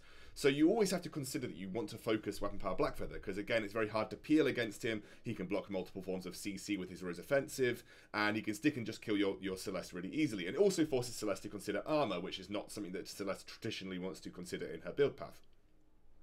Then you have this Sky, hypermobile, great against Catherine because you don't proc her Storm Shield with your forward barrage. You get the Frostburn, it just slows down the sort of very mobile, dependent composition of Isuba. It was just a really, really good draft. And then even if they do land the burst on someone, as soon as that Impale lands on someone, you trigger the Divine Intervention, giving a 40% damage reduction to that one target, meaning that even if the burst was there, you're losing 40% of it right off the bat. Then you've got to factor in resistances and everything else on top of that. So yeah, it's to be honest, just really tough. Really tough composition for Isuba to play into, and I really wasn't actually that surprised that the result went the way it did. I think it was just Isuba knew what was coming. Sorry, Wolves knew what was coming, and they drafted against it. They knew exactly what Isuba would go to if they had the opportunity to do so, and they played into it really well. Yeah, I think that's exactly it. The Celeste obviously doesn't like being on the front line. And that's kind of where the CP address kind of works a little bit better, way more mobile. And obviously with the Chakram, with the Shimmer Strike, able to make himself invulnerable whilst doing ridiculous damage. And Isuba's composition has been pretty much untouched because of that reason. But Grace, Black Feather, Celeste, into the Celeste, just so good. Now we're going to be jumping into the next game, Scoundrel. Obviously, a side swap as well. Isuba on A side means they get priority over heroes, and that Grace could be something that's focused on. I was going to think picked, but it is just immediately banned. Yeah, I mean, it doesn't sound like Emma King particularly wants to play Grace. Usually you wouldn't ban it on A side if you thought that you were going to pick it up. Interesting, they go for the Baron ban here, and now we're waiting for Isuba to think of where they want to prioritize their pick on first rotation. They have a lot of options open. Ooh. Emma King wants his Finn as a first pick. Very exciting. Exciting. That's, I don't know if that's the word that I would use to describe it. Well, it's exciting just due to the fact that Isuba will be bringing something different, something that perhaps we haven't seen. Lyra picked up Black Feather as well. Higaza, I think, wanting to stick on that Black Feather. Do we see Treason pulling out his Batiste here? Black Feather kind of counters Batiste, so perhaps not in this matchup. Does look like it's going to be a little bit more of a normal composition. You would expect to see a second ranged hero here. Yeah. I'm not entirely sure which one you would pick if you're Treason. You want to do something that's going to... I don't actually think Batiste is too bad here, just with the pure fact that you know that this is likely... You can flex this Black Feather nice and easily, but this is a good way of kiting and disengaging. You've got plenty of disengage here. As long as you time your Ordained or your Fearsome Shade correctly, you'll be able to peel this Black Feather off. It is going to be Kikasa taking the Weapon Power Black Feather to lane here, so I don't actually mind the the Batiste for this reason now, because I think Batiste is better at kiting against a weapon power Blackfeather. He is, but Scarf is like such a good Yeah. counter to the Batiste, which means that this is really hard. Essentially, Finn is going to be the key to the composition. Can Absolutely. Emir King catch people out? Going to be continuing. That's also a skin Scoundrel, the rare Bone Cruncher Finn. Thanks, bud. Yeah, that has been around for a little while. I've seen that one before. Yeah. Yeah, I've always considered, I think Celeste and Scarf are really good into Batiste just for that pure range they have over him. It's very difficult for him to actually be effective against them. But let's see how it fares for Isuba here as they jump into their second game against Wolves Esports. Remember, if Isuba lose, they are out of the competition. Yeah, winner of this series going up against Helldivers, Tasty Bacon to try and make it into the playoffs. And this is going to be looking to repeat history for the side of Wolves Esports, as it will be their second consecutive split of knocking Isuba out of the challengers. We'll see if they can pull it off already right away. The Zero Streak going to be moving forward. This is kind of the typical jungle start. If you want to make sure that your jungler is able to clear their camps safely, you just send your captain very far forward. Is he going to steal this away? He does. A Zero Streak taking the mid treant. It feels bad, man. Anytime that you get that stolen by a Lyra, it's just, you feel so helpless because you see the sigil go down and you're just like, well, I can't do anything to stop this from happening. Yeah, it's very, very difficult to do so. Finn doesn't really have the same potential. Fight breaking out and making sure be safe to walk away. Treason as well, who isn't level 1 due to the fact that that front treant did get removed from the map. So very nice rotation basically from Wolves Esports to recognize that they had a huge level 2 advantage on the Scarf over the Batiste, and that they could punish by essentially sending them home and securing themselves the Elder Treant as well. Kigaza going to be holding this lane right in front of his turret. This is a great spot to keep it. If he can, I mean, he's going to walk under the turret, but that's not too bad. The wave's still going to stay right where it is, and now this is going to force Papa Smurf to have to come a little bit further forward than is generally comfortable. But with the resonance bounces, he's actually able to kind of counter the freeze a little bit and pull the wave back towards him, because the resonance bounces do the damage and it pulls the minions over to his side of the map. So nice job there of making sure it doesn't happen, but Papa Smurf going to take a bit of damage. Kikaza going very aggressive, and with the on-point barrier, he's able to afford those trades and usually win them. Treason, I think, wanted to make something happen, but now Emir King is going to be the one in a lot of trouble. Goop goes down. They could find the first kill here. They are going to. First blood going the way of Wolves. They could look for more. Nice, a nice Ordained will prevent moving on from being able to chase underneath that turret. It is a great movement. Great opening here for Wolves.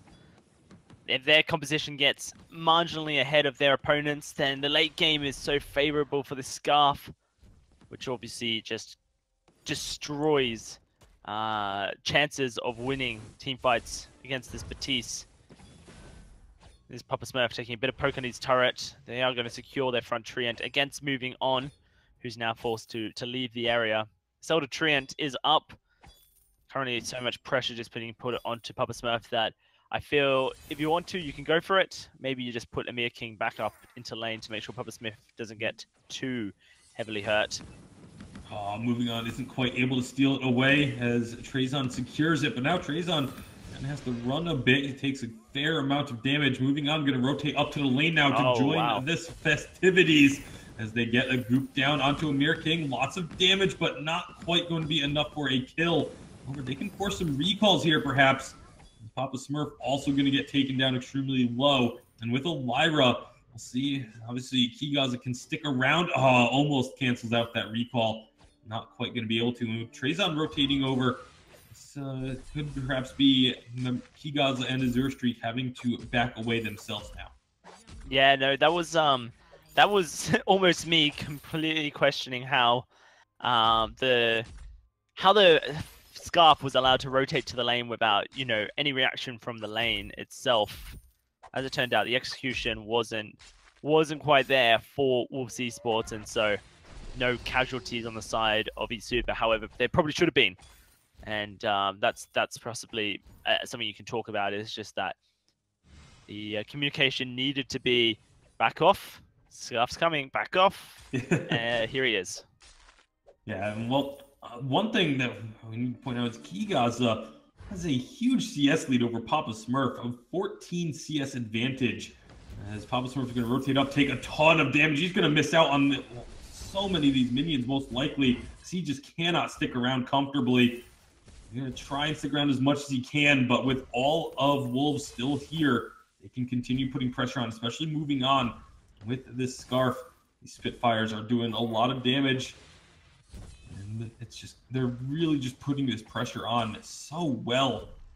Wolves definitely knowing that they have a lead and taking advantage of it. I'm really struggling to see how Isuba actually win this game, other than through a forced accord connecting or a huge quibble onto Kigaza or moving on. Papa Smurf on this Fox has such a hard task of kiting the Black Feather, who's getting kills from the Lyra, which means he's sustaining against the Vox. Mm-hmm. And that just makes things so difficult. Plus, Kigaza going to be happily trading, I feel, with Batiste, and if things get too hairy, can just escape the Ordained. Moving on, so much range, so much damage over time, that it almost feels like Emir King has his work cut out for him. He's going to have to be hitting some huge ultimates. And Azure Streak, of course, is going to be building his Crucible as his second item so that he can try and stop that from happening. And again, just Kigaza doing such a good job of controlling this wave. The wave management has been really strong from him. Anytime Papa Smurf leaves the lane, he does whatever he can to make that wave push up as very quickly. Actually pulls the wave underneath his turret so that the turret helps him clear it that much quicker, and then just shoves it right back out, and it's attributing to the CS lead. Now moving on, we get caught out a bit here. Ordained is going to go down, but can't be taken advantage of. Spitfire somehow sneaking its way back onto Trezon, going to drop him extremely low. And now with Lyra here as well, they can look for a fight. They have the healing and the sustain. Kigaza taking a fair bit of damage. It's going to be a nice forced accord, but no stone on the quibble doesn't matter. The fearsome shade comes out. That's going to be a death sentence for the Lyra, and Kigaza, only member getting out alive. A great turnaround from the side of Isuba. Yep, there it is. Kigaza going on to Papa Smurf. Not going to find the kill there. Has to fall back so due to the close. fact that the bad mojo was there. And that's something that Emir King has found the opportunity for in this early game. But we still have Crucible to come for Azure Streak.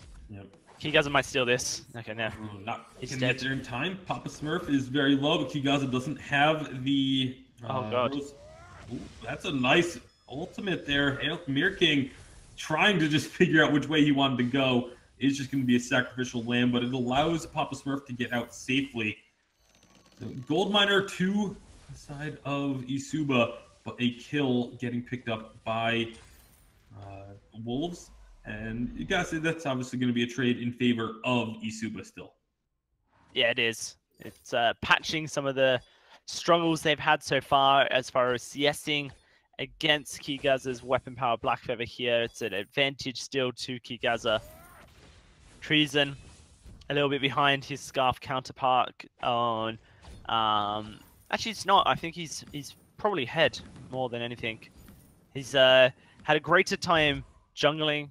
Treason very good at just hard farming the jungle and getting advantages for himself. He's not hit level 8 before his opponent, and that's the weird thing is somehow Treason with 10 CS over Scarf has an experience deficit. But Yeah, I guess I think that's because he's taken lane CS because Papa Smurf being pushed out. So that would be where that comes from. Yeah, so as of right now, it's going to be... There's also been a lot more time moving on, is rotated up to the lane more frequently. Oh my he goodness, scored. nice hook and a beautiful kill from the side of Isuba. They're going to look for more, but can they find it? Kigaza jumps in, trying to take Treason out, but now he's going to be on the wrong side of the fold. Can he get himself away is the question. Papa Smurf's just going to be chasing him hard. That's going to be a Rose offensive to add a little bit more distance.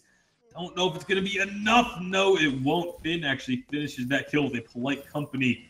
And once again, that's another team fight going the way of Isuba despite the deficits that they were facing. Yeah, the Crucible this time was there. Joe just didn't use it really on anything. Fearsome Shade hit. So did that Force Accord. Moving on, looking for a kill into Papa Smurf. Moving on's gonna find that kill, just straight up burning him down. Now Amir King could be in some trouble as well. Another Spitfire doesn't connect, but here comes the Dragon's Breath just to make sure that they get that kill. 2 kills answered right back, and now it's just Trezon with Kigaza coming back up. This could be a rough spot for Trezon if he tries to stick around and defend this turret. He recognizes that, backs off a bit. Turret goes down, and that's the first large objective for the side of Wolves. So let's just start at the beginning of that sequence there. The one thing I forgot about is that Forced Accord, it's going to be Crucibled. It has to be Crucibled, which allows for Treason to find some Fearsome Shades. Fearsome Shade, really good at shutting down Scarf's ultimate, and if he's ordained as well, could put moving on in a very vulnerable position. Now, if the Forced Accord doesn't get Crucibled, then that's even better for the side of Isuba, as they're able to just execute with some wombo combo ultimates. But they do have to be careful that they don't give away too much to their opponents, Wolves, here, because theoretically Wolves have the stronger composition. And they do, and moving on has himself the Broken Myth as well, so going to start stacking up lots of damage onto Trezon. Forced Accord does get blocked this time around. Trezon needs to be careful. He's very, very low. Papa Smurf taking a little bit of damage as well. These Spitfires keep connecting. Those Broken Myth stacks keep building, but now they're going to fall off. Goldmine is going to be a target. Fountain was used by Amir King there as well, so they completely have to back off and give this objective over. Yeah, and that's going to be huge for moving on towards that Evo Harvest, which you really want. Kigaza, Heavy Steel in inventory, will be most likely picking up a Breaking Point as his third damaging item. Now, Trezon tried to use the Fearsome Shade in an attempt to steal the Gold Miner. If the members of Wolves Esports saw that come through, they still have about 30 seconds remaining now to go for a fight while 2 ultimates are not available. Let's see if they're really trying to push the issue. So I think they did see it, and they know that this happened. They have a huge minion wave. They're looking to put pressure onto this turret, but not actually committing to it, which seems strange to me. But now the ultimates are going to be coming off cooldown shortly, so that window of opportunity is going to be closing. And I mean, obviously they can still stick around and look for a fight, but it's just a lot riskier now. That's going to be the Force Accord blocked there. Now it's going to be Treason's opportunity to shine with the Fearsome Shade Ordained combination. He's trying to find an entry, but the Scarf just giving him back. It's going to be Scarf getting a lot of damage down. The Goop goes out. It's going to be Kigaza jumping in, has to Rose Offensive his way out. Fearsome Shade does connect onto Kigaza, but it's not going to actually push them that far away, and they're going right onto Amir King. They find that first kill. No more utility left for the team. Papa Smurf very nearly takes a ton of damage, but gets off the Goop before it's ignited. Kigaza stuck in the Ordained, but jumps right on in. Underneath the turret, has to Rose Offensive away, but the Spitfire gonna find the kill, and now this is gonna be an ace for the side of Wolves. They are just taking these fights so decisively. Fade away kill there for moving on. And that's the Fearsome Shade being used towards the wrong target. Kigaza, not the man that you want to be throwing that towards. Has to be moving on, has to be the Dragonfire shut down so that they can look to re-engage onto the Scarf. Treason, he is in such a pickle as this Batiste. He has to get towards the Scarf, on top of the Scarf, to take out moving on, who's kind of the late game carry threat for the team. But the Spitfires make it very hard for him to do so. He is prioritizing so much offense, doesn't have any shielding, doesn't have upgraded boots to get in there quicker. Perhaps needs to sell this energy battery, but maybe wants to go towards a Halcyon Chargers next. Kigaza just in this bush waiting, goes on to Treason. Oh, God, that's just Treason dead. They can look to continue this fight. And they're going to look to go right onto Amir King. There's nowhere for him to go. And that's the other issue for Trezon right now, is he needs to get onto the Scarf. But if he goes a little bit too far forward, Kigaza can just immediately target him as well, with no real defense at all for Trezon. Either of these two can just melt him in an instant. That's what we just saw there. Kigaza taking him off the bolt almost single-handedly. and the rest of the team able to clean up that second kill. They're going to be maximizing this gold miner as much as they can. 203 gold payout, as it will be disappearing in 20 seconds for the Kraken.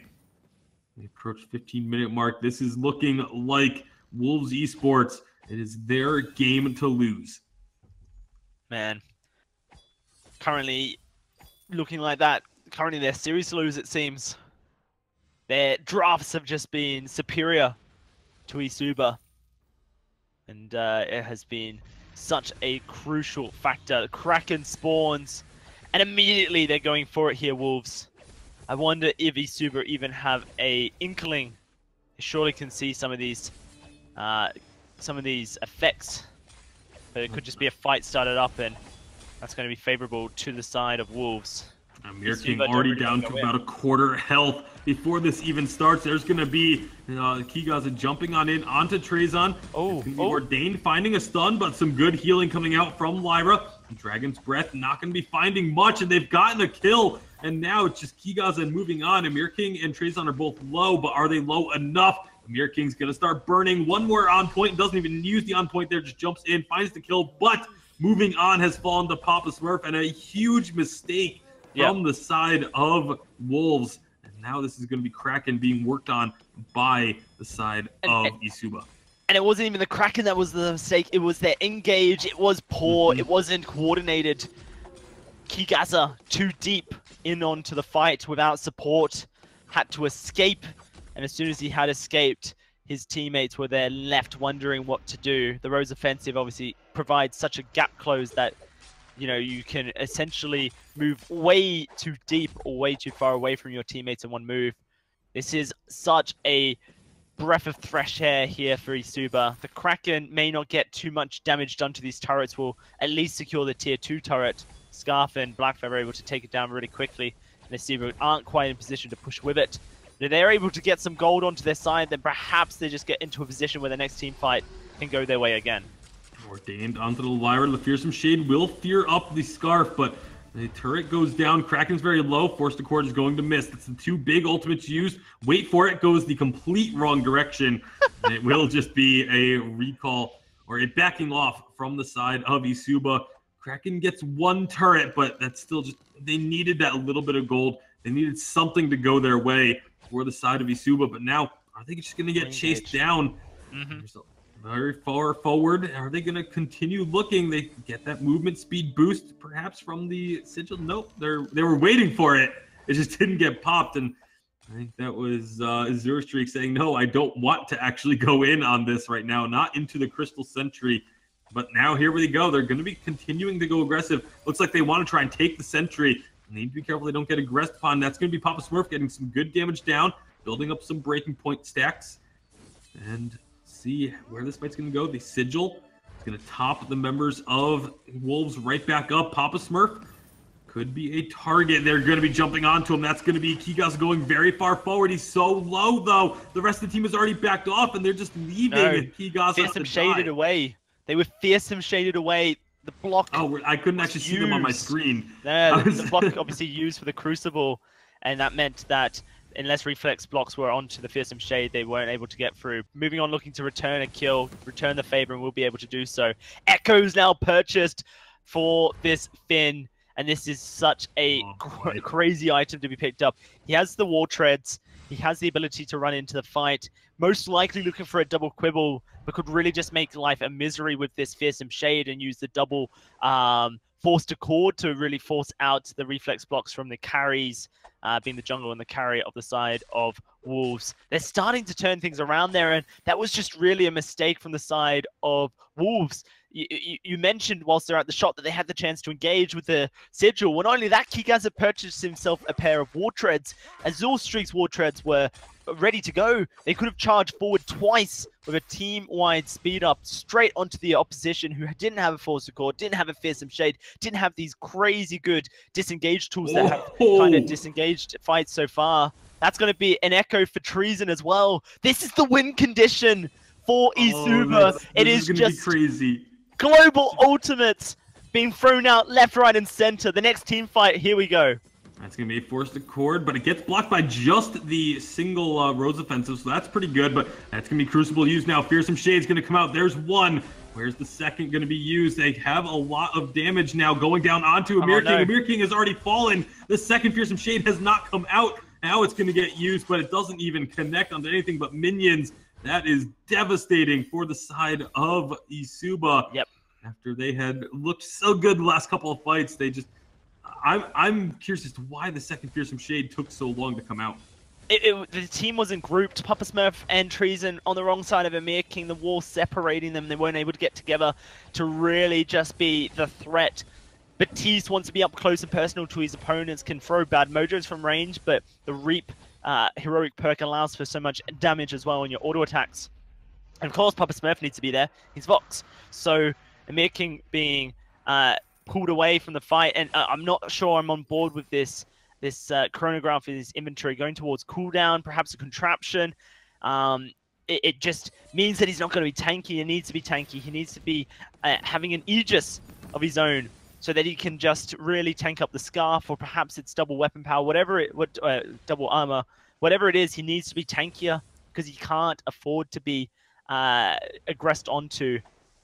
This is devastating. Maybe we see the double echo work out for Isuba. Maybe we see that win condition work a little bit better for them because they're grouped up. They're forced to be grouped up because everyone's in the base.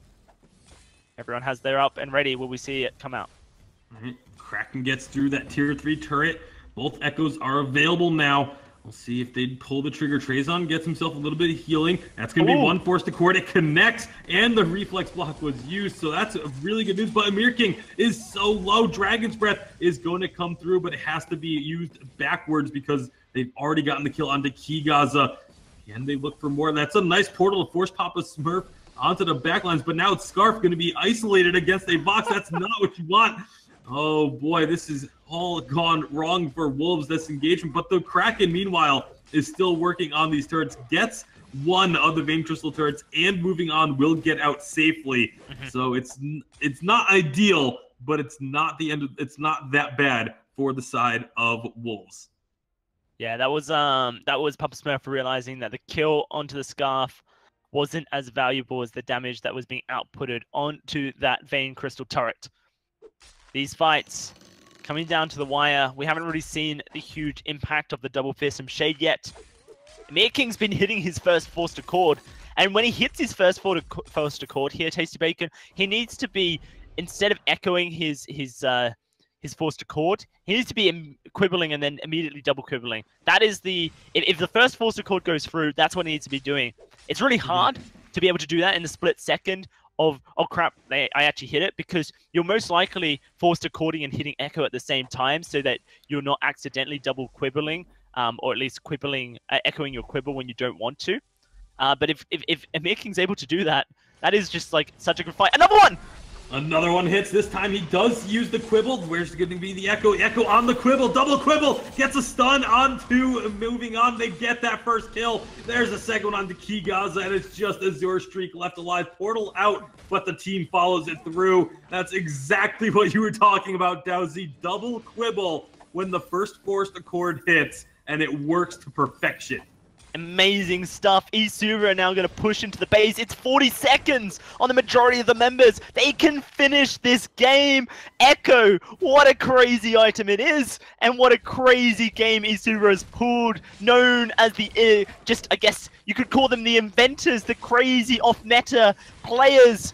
That's Amir King showing off that Echo once more. They're going to take down this Vein Crystal. And that is going to be game 3 on the horizon for both these teams. What a turn of events, Dowsy. This was looking like it was all Wolves. It was looking like a very clean 2-0, but the members of Isuba, they survived long enough to turn it around. The double echo, it didn't work all the time, but the one time it worked to perfection is all that they needed to win the game. Echo doesn't work all the time, but when it does, it works all the time. 60% of the time, it works all the yeah, time. That's it. Wow, Scoundrel, I hope you had a blast watching that game. Isuba just pulling it out. Now we get to see what Game 3 brings us. I hope it's a treat. So it looks like the Finn is the almost budget Catherine, but not so budget because it works in a similar way, right? You know, you have that AoE stun that will work in a similar way to the silence if you echo the quibble. I think the drawback is that you might be tempted to echo the forced accord, but I don't think the forced accord is as an impactful an ability as the quibble. So you have to make decision making on Finn. It's like if I miss the forced accord or it gets blocked, then maybe we echo the forced accord. But in most times, I'd be like, if I'm Finn, I really want to echo my quibble because it's got a short cooldown. My echo's going to be on a shorter cooldown. It's the most impactful teamfight ability, in my opinion, for that quibble that Finn has, especially when it's overdriven. Oh my word, they played that really well towards the end. But you can't help but feel it was a throw from Wolves. Like I felt like they had that game in the bag, and then, like especially Kigaza was just ramboing into the back line. And the team didn't quite yet seem on the same page. I don't know whether it was Kigaza saying we need to go and the team not following, or him or the team saying we need to play this slow and Kigaza going. Just felt that there was a disconnect definitely between Kigaza and also Azure and Moving On, who were always not quite synced with his game plan when it went to these team fights, Dalsy. Yeah, that one team fight in the mustache bush, I believe it was, when Kigaza just went a little bit too deep and there was a turn from Izuba, was kind of that point that Kigaza was just too deep. And you're right, that was kind of a throw. I'm not entirely sure if I want to say that Wolves threw the game away because I do think that Izuba just invented a win condition that I just couldn't see being possible. But hey, Echo, it's shown us so much use throughout this update, Excoundrel, and it's just been incredible to see how teams use it. Yeah, it's an interesting one. I think that had they pushed their advantage, Wolves, and not maybe thrown away some of the fights around the Kraken especially, they might have been in a position where they could have won that. But I'll go credit to Isuba where credit is due. They really pulled that out the bag when it came to those Echoes. And what I think was so unique was traditionally we don't see Echo come out on a CP jungler because of slot efficiency. But Baptiste is one of those heroes that doesn't necessarily need a huge amount of CP items because of his heroic perk. And that's how I think Treesan made that really effective. Just especially using Fearsome Shade during his empowered soul ability. You know, that increases all damage that Baptiste does, not just his bad mojo. And Treesan, I think, timed that really well. Anyway, we are through drafts so far. Kigaza's going to get the Baron locked in here. So they are going to take Baron straight away after banning the Idris, and we'll see where Isuba run from here, Dalsy. Yeah, it's going to be the Arden locked in, and their hovering jewel could actually be a nice little counter to the Baron if they're able to jump on and burst him. That is going to be picked up here by Papa Smurf. Very interesting draft so far. Very intrigued to see how Wolves decide to complement it. You feel like the Lyra can be good with the Baron. The Catherine can be good into the Jewel, and that's why we picked that one up. In the jungle, most likely a Samuel or some sort of hard CC. Could even go Glaive. We don't often see Glaive. I actually like Baptiste here. I genuinely just like Baptiste. I think Baptiste would be an excellent pickup for these guys. This would be a replay of the... I think it was either C9 or Hammers composition. This is a replay of the Hammers or C9 composition. I can't remember which of them it was. Baptiste. Yeah, the Catherine Baptiste, but especially with the Baron. And it basically provides so much pure control, so much pure devastation in teamfights, especially when you echo that Catherine ultimate, that actually Baron remains untouched because they can never coordinate enough to deal with Baron. So I really like this. This is something that the... I cannot remember exactly. It was definitely from the C9 Hammers series, but one of those teams ran it, and they absolutely dominated. Nothing they could do about it, and Baron was able to run away with the late game so easily. So here we go. What a composition from Wolves in their final game of the series. This is so strong. So strong indeed, Excoundrel. Treason on this Samuel, and I think you may be right here that there is almost no way to stick to the Baron. Treason will, I guess, have to be artillery from range. But before we move into the game, it is going to be Emir King on his Arden, something that he's very famous for, as well as his Finn. And Papa Smurf is on something that can snowball this game before the Baron gets strong, before the Echoes come out. This is a pick that can snowball off global objectives and pure burst damage. So as we head on to the fold, Tasty Bacon, this is the final match between Isuba and Wolves. The winner goes through, the loser goes out.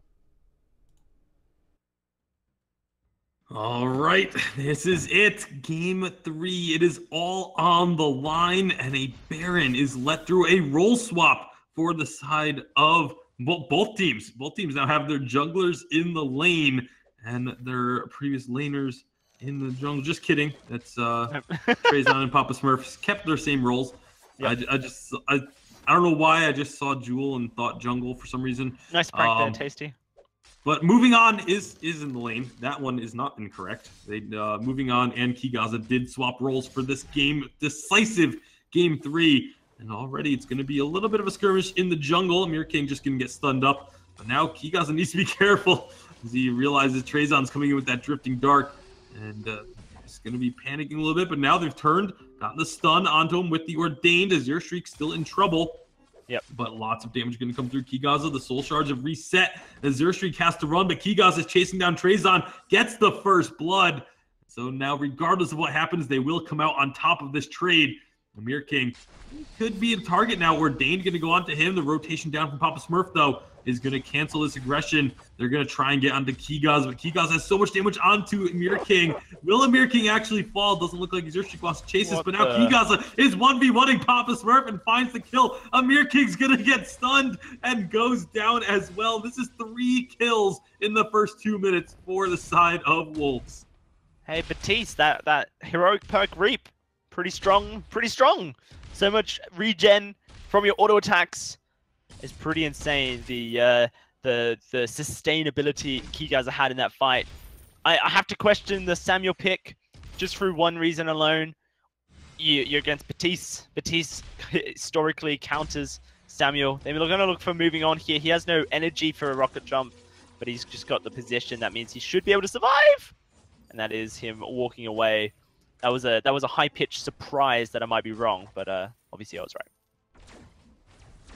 Ooh, that was a hectic start. Now Trezon going to be in some trouble again, going in and sticking around as Zerstreak comes through. Gets a little bit of stun down. Kigaza still quite healthy.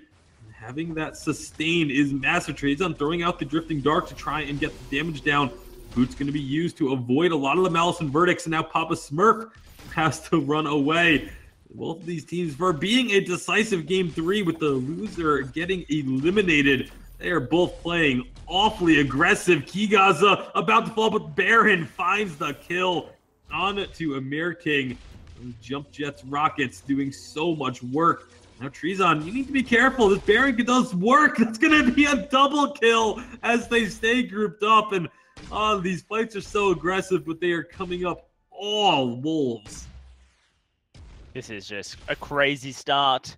When a team gets this kind of start in a game 3 here, Tasty Bacon, then it's hard to I guess keep your mentality alive. If you're Izuba right now, you already got the pressure of this being your elimination match. You've just come back into a game for a crazy style and been able to keep your tournament survival alive, and then you've just gone down 6-0 at 4 minutes. There's a 2,000 gold lead almost there built up. I just don't know how you keep yourself calm, collected, and not tilted when this much stress has been put onto your shoulders, especially against a composition that has Baron that scales so well and is 3-0. Insane start for Wolves. They're going to be very happy with their first couple of minutes of this game. 2,000 gold lead built up as a result. Kigaza going to take a lot of damage. Amir King gets Ordained, stunned up by the Catherine. Moving on, just going to be keeping himself safe. But again, that sustain from Batiste, when he doesn't have the perk proc, then he just gets a lot of life back for these soul shards. And now Kigaza way too far forward, but moving on is able to answer with 1. Can they find any more? Looks like they are going to be backing out. Trezon starting to have some good damage here in these fights, so they need to be a bit more careful than they are right now. Zerstreak, again, going in aggressively, narrowly avoids falling. But moving on, he's going to jump forward, wants to find some damage, doesn't find it, and now he's going to be able to just keep farming. So 7-1, finally getting on the board is the side of Isuba. All right. Let's see if that 1 kill onto Kigaza is enough. I don't think it was a shutdown, which means that they're not getting extra money into their system. And of course, Amir King was the one to pick it up, but he now has a fountain because of it. This gold lead still in a position which favors this Baron here. We'll have to see if eSuper can keep their wits about them. Keyguys are coming around for a gank. That's going to be a fearsome shade straight into the Ordained. He gets stunned as he jumps away. Now is going to be that dual save to fearsome shade, not really finding the use that you would have wanted there. Frostburn has just been finished by trees, and we'll see how that affects the next team fight. Moving on, getting a ton of damage onto Papa Smurf. With that Sorrow Blade, there's going to be a Drifting Dark coming through, but it's not going to be able to stay in it very long. Rocket Leap over the wall. They're looking for Keygaza. Keygaza is going to get himself away. Now, moving on is going to be their next target, trying to get some damage into this lane. But again, these rockets just do so much work. And the jump jets, it's very, very difficult to lock down a Baron at this stage of the game. If you don't have a huge CC train, the ultimate going to get used. Amir King will get taken out as the rest of the team backed away. So still, the Wolves able to find Papa Smurf. He's going to be low, has to use his Rocket Leap to get out of harm's way. Look at the total of CS. Papa Smurf just falling further and further behind as more CS gets eaten up by the turret and treason here. Moving on, 67 to the 53. Not a sign you want. Jewel, obviously, so risky. Oh, and Treason's dead. Yeah, Treason absolutely is dead, but they do put moving on to sleep, but that's not going to do anything when nobody's there to capitalize on it. So it is just another kill, 9-1 at 7.5 minutes, Dowsy. This has just been ridiculous, the level of kills coming out, but there's not a ton to speak for. They have all these kills. It's just a 2,000 gold lead. That's not the largest lead we've ever seen. It's definitely a lead that you can come back from, because while these kills are going through, they're so sporadic that they haven't been able to really put pressure on the turret or anything at all. Yeah, and like I was saying, Jewel, very risky in the sense that she is very all or nothing, usually built in a very all or nothing way. When she's behind, she can just be such a pain to have on your team, and she's not going to be outputting the damage she needs to. Turret being aggressed onto here, eSuper rotating up, putting a bit of damage onto a Azure Streak. Should be safe to just walk away. But Keyguys are coming back into the lane. This could be a re-engage coming out of the side of Wolves. They definitely could look for something. They have to be feeling confident with a score line like what they currently have. 4-0-2 on moving on. He's going to be feeling good. That's going to be a gauntlet used. It stuns up moving on. Immediately gets jumped on. And now they're going to be just locking him down forever. What a... That's just is so frustrating to play against when you're just like, well, I literally can't do anything. He's also going to try and answer with anything here. Papa Smurf going to get ordained, but walks away from it after waiting it out the duration. And now Goldmine will be started up by eSuper. This could be risky as Keygaza is rotating down. Bad mojo. They're going to be jumping in, but they don't get the stun. Keygaza is going to fall, and now the Gold Miner will get stolen by a Azure Streak. 2 kills for a Gold Miner, but moving on, coming in, has huge damage. Trazon narrowly avoids going down. Amir King is going to fall. What? These fights are absolutely ridiculous, Dowsy. They certainly are. I was counting the amount of stuns that Gauntlet get. It was 1 onto Batiste and 3 onto Moving On's Baron there. Unless the third one that onto him was him just standing still because he realized that he had well and truly messed up with his positioning. I do believe it was 4 though. Very risky call to go for the Gold Miner considering their health totals. Even worse to have it stolen away from an auto attack from a Catherine who doesn't have a Storm Crown. Man, that is a salt into a wound that eSuper have been trying to nurture this game, but just seems to be coming infected, starting to spew. They're going to look to try and retaliate with a turret of their own, but here comes Keygaza. Keygaza with the fearsome shade onto Papa Smurf, and with moving on, showing up, the damage is real. Jump jets forward, Amir King is going to fall. Papa Smurf leaps away. And it gets out the safety, but they're going to just continue chasing this. Kigaza ordains Treezon. Treezon is nowhere to go. He's just going to fall from that bad mojo. And then Rocket Leap, or Jump Jets. It's confusing with both of them on the same game, but it is going to be an ace for Wolves. And this Baron is just outputting so much damage, even with only still having one tier 3 item in the inventory, but has 3.6k gold to go and spend. Yeah, and that's going to be a substantial shift in power for this Baron. This is like the reason why Baptiste is often considered, at least in my books, a counter into Samuel, because the Ordained is just so powerful into Samuel. Samuel loves to kite. He wants to be an artillery at range. He wants to be standing inside of his Drifting Dark. And an Ordained stops the Samuel from sticking onto his Drifting Dark. It's very unlikely that Samuel can jump back on that ride. But it also stops him from escaping whilst he's trying to kite with the Frostburn. Bad mojos, you don't need to build Frostburn onto to Baptiste because his bad mojo already provides a 60% slow. And so you've already got the effect of artillery at range, kite at range. Amir King face checks the bush and gets blown no, they're going to die as well. Here's some shade onto the wall. That's a great position for it. Treezon may just get himself out alive, but nope, there's Jump Jets from Moving On. Unbeatable. Papa Smurf will be the lone survivor of that skirmish. Yeah. This is starting to become the end of it all, it seems, for Isuba.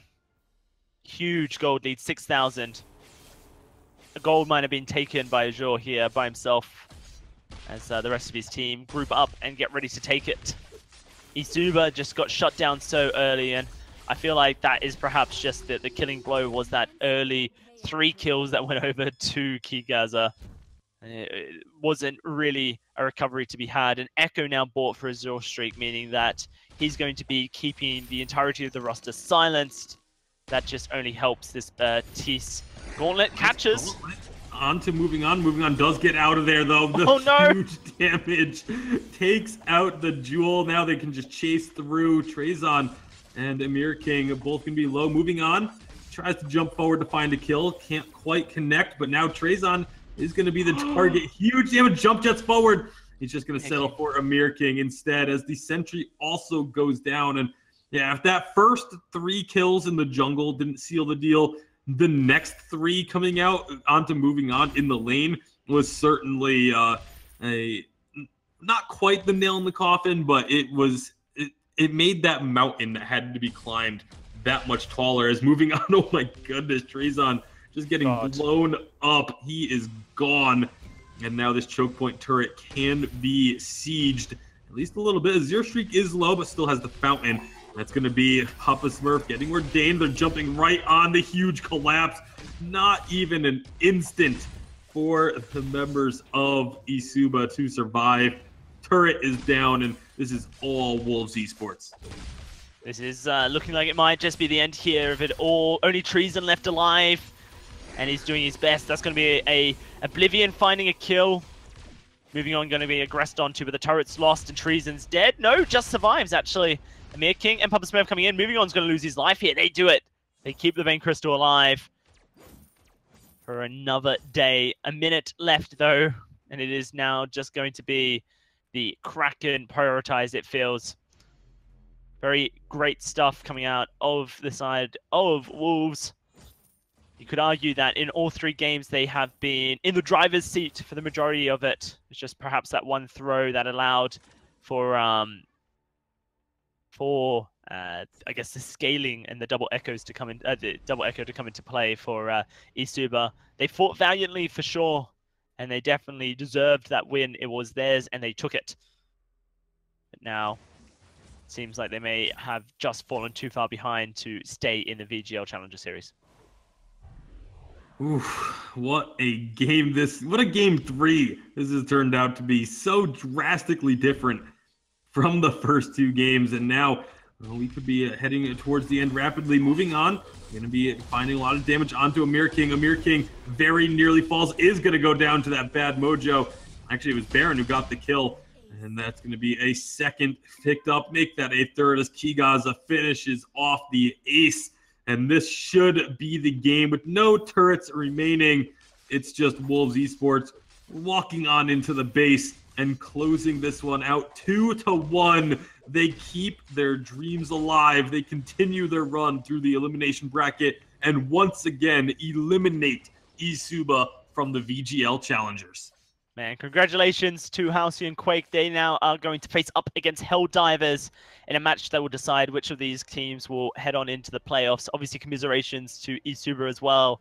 Love having them in the VGL. They bring such a great flavor of gameplay to our Challenger series, and can't wait to see what they bring next season. Scoundrel, I do believe we're actually going to follow the action. Wolves Esports versus Helldivers.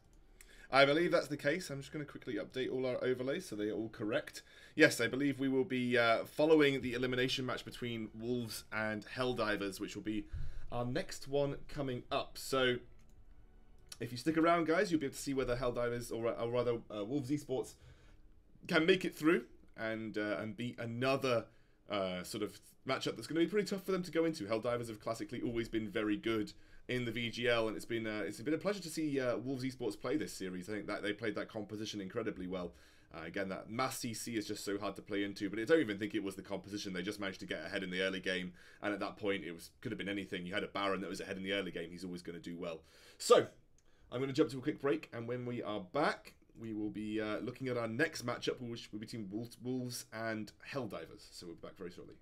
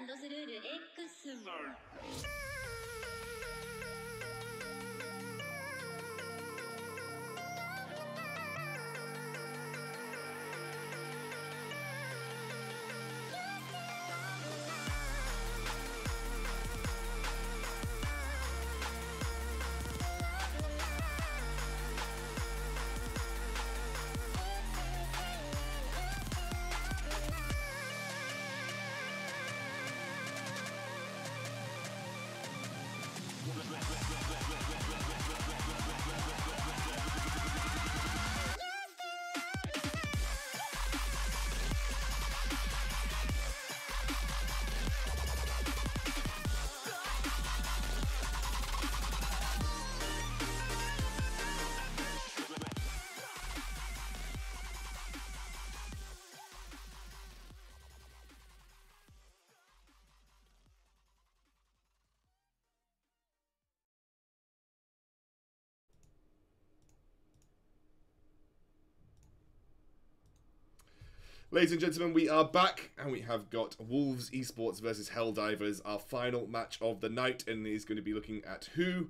can come out on top here. Now, again, this is going to be a pretty awesome game. I think Wolves Esports really performing above their seed level. I think they played an incredible series last game against Isuba, got a little bit stuck in the mud in the middle of the series, but came back pretty hard and swinging with that last composition that they brought to the table. But Helldivers are pretty staple in VGL, Dalsy. They've got likes of Penguin of War, Zosane, they have Perdon. These guys always perform quite well in VGL, so it'll be a tough challenge for them to overcome. Yeah, it certainly will be. Very interested to see who's able to take this, because it was XL who knocked out Helldivers earlier on today. Obviously, XL, a roster that is pretty good at the moment, and Helldivers will be looking to make it into the playoffs despite that loss. Yes, Wolves Esports now. Off the back of Helldivers obviously losing that game, Helldivers will now have to recalculate and sort of lock things up. The Catherine kind of slams down the gauntlet quite literally to Wolves, saying, you probably have to pick Batiste here, because we know how strong that Catherine-Batiste combo has been, Dalsy. Let's see how Wolves decide to draft into this, because I feel like Isuba perhaps a team that has very, very obvious tells in their drafting. Whereas Helldivers perhaps may be a little bit different. Kigaza may not be able to just prepare a game book specifically for them. He's going to have to be a little bit more instinctual in attempting to pick heroes that stop it. The Lance has been picked up because the Giffian War is good into Catherine. Blackfeather obviously can Rose offensive over the stun as well. But Sky Samuel locked in. It's a very strong synergy. Pedal going to be the return. Wow, a pretty good draft, I'd say, from Wolves. What they did by picking the Blackfeather, I think, has made it difficult for Batiste to get picked, because apparently the only thing that really does well into Batiste, especially early game, is Blackfeather, because you can stick to him quite easily. Yep. So that's an interesting draft, and again, Kigaza going to get hold of the hero that he's played so much of over the course of these VGL series. As I mean, these are interesting. I think Petal slightly tips the favor to Wolves, because obviously Petal pretty good into Sky. It blocks the forward barrage quite nicely. Anything that blocks forward barrage is going to be a pain for Sky. But obviously, if this was CP Vox, you'd be like, haha, lull, but it's not. It's it's a weapon battle Vox, so that resonance balances aren't going to get much work done with the Munions. Anyway, we're into the game. Dalsy and Tasty Bacon, you guys can break it down a bit further as we head onto the fold. All right, Scoundrel, this is going to be the final game of the elimination bracket for these two teams. One of them is going home. One of them is going to the playoffs. And it is all up to this best of three. Halcyon Quake have made it all the way through from the first round. This is where they fell last split, looking to make it into the playoffs now. And again, this early game aggression is going to be a key facet. As you can see on the side, it's a Perdun and a Zerstreak kind of going toe-to-toe. As a Zerstreak has taken nothing just yet, but Perdun is definitely having his jungle start slowed massively. Meanwhile, on the other side, Zosane getting aggressed upon, but Zerstreak is going to be using those boots and just getting past Zosane. Meanwhile, moving on, still trying to clear out the rest of these camps, but a much larger impact being made to the jungle clear time of Perdun, because moving on has now gotten into the middle of the map. Are they going to try and continue this aggression, though? Yeah, it feels like that's the right call for them, as Purdon's not going to be hitting level 2 straight away. There he Purdon is. is Series level strikes 2. over. Now it's going to be the Impale connected, and moving on should be able to finish the kill. Finds the first blood, takes this Treant away, and he hit level 2 in the middle of the fight. He wasn't level 2 at the beginning of the fight, which meant that there was just that slight advantage over towards Wolves, able to find it with the Impale connecting with good patience really from Azure Streak to hold it until the Series Strike had been used. That's a really huge kill going over to moving on. Now this Petal can attempt to snowball the game, which is exactly what she wants to do. And this is what we've been seeing so much from the side of Wolves is they look for that early invade, they look for that first blood, that early advantage. They get it once again. Kigaza back up in the lane on his Black Feather. And see if he can get a similar CS lead to what we saw from the their last series when he was able to out-farm his opponent. Already off to a pretty good start, although Penguin of War is going to be making their way back to the lane now to catch this wave before it can get pushed in really much at all. Zozane going to try and get that stun. Not quite going to have the distance. And now Kigaza jumping right onto him with Azure Streak. That's a lot of damage going onto Zozane. He's going to fall. Excellent job. This is something that Wolves Esports is just so good at capitalizing on, is these small movements. Yeah, and they've been finding them, using them, and snowballing from them as well, which is exactly what you want to do. The win condition of a Petal is take over the game with your early aggression, get that Frostburn online, and just be so obnoxious at level 6 with your spontaneous combustion. Makes it almost impossible for your opponents to get away from you. And you can see that they're already on track to do that. Kigaza, this tension bow build, something that I haven't seen too much on Black Feather, but it's seemingly doing the trick. Just gives him, I guess, early game power in the lane as he can jump onto a target with his A after they've been slowed with the on point. And it just, I guess, helps with the execution. He's moving on into the lane. Zozane going to be in the bush as well. There it is, huge burst damage with his dive forward and the tension bow as well. And already Helldivers have been put on the back foot. If they remain here, then they're going to struggle to get back into the game.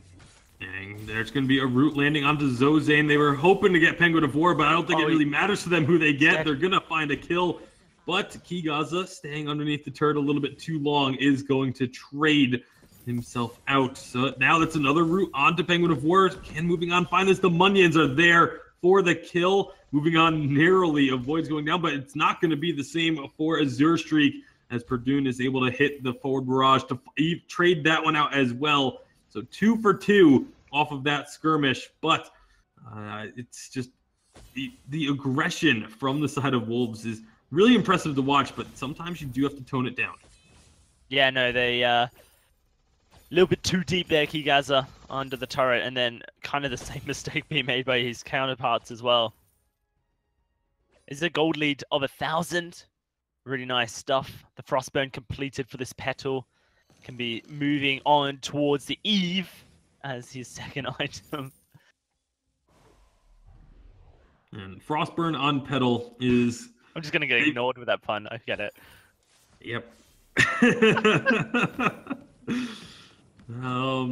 Either way, they're going to be looking for... I'm not acknowledging it. They're going to be looking for just being able to slow someone down. And Petal is in a spot where we've seen it happen before, even at the Vainglory level in previous seasons, where you can actually get onto a target and just walk next to them, and there's nothing they can do to avoid dying because the Munions just do so much work. We'll see if that comes out. Obviously, Sky can kind of deal with that because the forward barrage will start killing those Munions, but it's going to be a difficult task if they can get an engage on. If Azure Streak lands an Impale onto any of these targets, it is a very quick death they'll be finding, especially with that tension bow on the Black Feather. But for now, they just need to focus on winning trades and staying ahead of the jungle. Moving on, going to go on in and take himself a Treant to steal away whatever you can from your opponents. Deny them as much gold as possible. Yeah, we've talked a bit about this composition from Wolves, but not really too much about Hell's Divers. I think we've seen plenty of Skyvox in the past, and it's a very good kiting composition. You can kite backwards and you can chase forwards, with the forward barrage really just enabling that. Frostburn picked up as well now, and that just adds extra utility to that ability. Penguin of War has hit his tension bow point now before Kigaz is able to finish the poison shiv. I do believe he is just about there. Yep, he is, and he picks it up. So items are very even in the lane. Means that and in the jungle, pretty much identical builds, but that's going to be a root landing onto Purdue. Can they follow up with the Githian Wall? It doesn't need it. They're going to find that first kill. Now Penguin of War is going to be the next target. The fountain to keep Kigaza alive. It's a little bit of a barrier. They're going very deep for this kill. They're going to find it, and the turret is on moving on so they can get out safely. And now Zozane, that's maybe a little bit too much that you're trying to bite off there with that stun, and it will be the kill. Not quite the ace as Purdue had respawned, but this turret is going to take a lot of punishment. Are they going to overstay, though? Purdue can find a kill if he goes aggressive, but this is the turret going to fall, and that will allow then the members of Wolves to back away safely. First turret down and a 3,000 gold lead. Yeah, really huge stuff. This is the snowball that Pedal wanted. Oh, they're looking for another kill, but maybe moving on. We'll realize that's not such a good idea. Nearly got it. Right. Penguin of War, he's going to be chasing, but now Kigaza has respawned, but Kigaza going to get taken down very low due to the forward barrage. Trades it 1-for-1. But, I mean, if you're going to go down, at least take someone with you. So not the worst situation there, but still, Kigaza on this Black Feather is extremely aggressive, sometimes to a fault. Yeah, no, he plays a very aggressive as far as builds are concerned, as well as his playstyle as well. The one thing I wanted to point out, Tasty Bacon, you made this point about how the items are even in the jungle, going very similar builds. However, Pedal gets so much more from her item build right now towards the sky, which makes it a huge deficit in power to Purdon, as he doesn't quite have the ramp up that he needs to be relevant in long drawn out team fights, and as it turns out, he is just getting caught consistently, which making things difficult. Kigaza, I feel right now is kind of the wild card. If you see him dive in, does escape, but if he's to escape, sorry, if he's to go down really early, then I'm not sure moving on has the threat necessary to win fights by himself. Well, you say that, but moving on, pretty much solo taking out Zozane, very nearly getting that kill. Now can turn their attention onto the carries. That's going to be an Impale landing, actually, onto the Vox. And now Penguin of War in trouble. It's going to be a nice wait for it. But everyone is so low. They have to be careful. Purdue throwing out that forward barrage just to try and push the team away. But they're going to be happy to stick around. They need to be careful. Once Zozane gets back here, though, we'll be full health. And now Kigaza, again, taking a lot of damage. But moving on was just waiting for Penguin of War. Spontaneous combustion not going to be enough, and they have to just bounce away. So, again, the aggressiveness from the side of Wolves, they're trying to just win fights by sheer dominance, by just pushing in and taking fights when their opponents are not expecting it. And like you said, Kigaza kind of the wild card. If he goes too aggressive, if he has to use abilities to get himself out of a situation, then all of a sudden that ability is not available for when the rest of the team is there to try and commit to a fight. So I think the solo aggression needs to be toned down just a little bit. Yeah, no, I'm with you there. More of a team game vibe is what I want to see. Purdon sitting 900 gold away from his broken myth. Moving on is just 100. Can go purchase that in just a second. You see everyone moving down. They're going to start up this gold miner. Bit of a risky call, and it's been spotted out. I feel like you just need to turn and fight at this point, but in a corridor, Sky will certainly do a bit of damage. Oh, well, that's going to be this Catherine taking a lot of damage. That is now a 2-on-3 if they try and contest this gold miner. Good damage getting put out there, but they're just not quite close enough. An immense gold payout for the side of Wolves Esports. And they're going to duck down to the shop. That's a Crucible, an Aegis for the side of Hellflames. But there's that broken myth that we were looking for moving on. This Pedal is about to become even more terrifying. 5-0-2 for moving on. they going to be able to find this body blocking the forward barrage, specifically so that moving on can steal a tree and away. That is teamwork. Now they're on to Zozane. He gets rooted. Big root is going to be starting this one off. There's some spontaneous combustion going to be popped, and that's going to be first kill on to Zozane once again. They're just constantly taking out this captain. Now they can look for the damage dealers. Kigaza trying to 1v1, but it quickly becomes a 2v1. Moving on, not quite going to have the damage either. It's going to be moving on, actually falling, and now Azure Streak is low. Kigaza and Azure Streak both on a sliver of health. They need to just back off. Don't stick around. Don't try it. Don't do it. Oh, they're going in, but they go on to different targets, and they're going to get one taken down. Kigaza almost taking down Purdue in the process, but now he is way too far forward. And there's the fountain going to keep the members of Hell Flames alive. Kigaza prevents the ace at least, but he is going to be using a real Spencer trying to get out of here. He's dead. I just don't see it happening. Uses the reflex block as well. Jumps to the minions, and there's going to be a Surrey Strike to finish him off. Tasty, I want to talk items.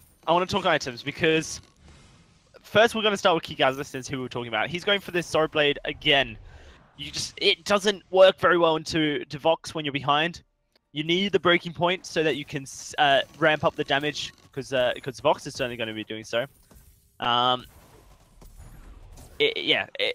not sure that the Sorrow Blade with the Tension Bow is the right call. If you wanted to go Sorrow Blade, Poison Ship, Breaking Point, then I'm on board. But the Breaking Point has to be part of the equation. Second one, Zozane, Crucible. Against what? Maybe it's for the spontaneous combustions. Maybe it's so that Purdon doesn't have to buy a reflex block and can focus on damage, and then Azure Streak Impales can be countered. That's the only thing I can think of, but you kind of have to think that if that's what it's for, then maybe there could have been better options. Wall Treads for better kiting or re-engage. No Wave Gauntlet, considering that Lance is going to be in your face. You can prevent the Gauntlet on his side. You have a Blast Tremor that you want to get out. Echo, so that you can double Blast Tremor. Just multiple items that perhaps would have had more value than the Crucible is going to have. These are just small things, but small things that I think can cost you games, especially the no breaking point on the Black Pharaoh. I'm struggling to see how when we get 5 minutes down the road and Vox is really hitting like a truck, how Kigaza is meant to out-damage him.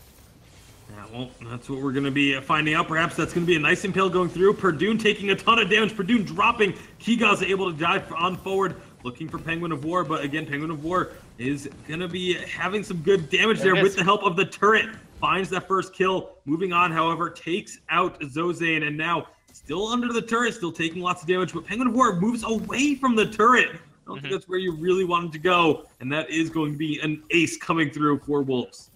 Yeah, no, able to catch out Purdon. As said, no reflex block. I don't know if the Crucible was used late.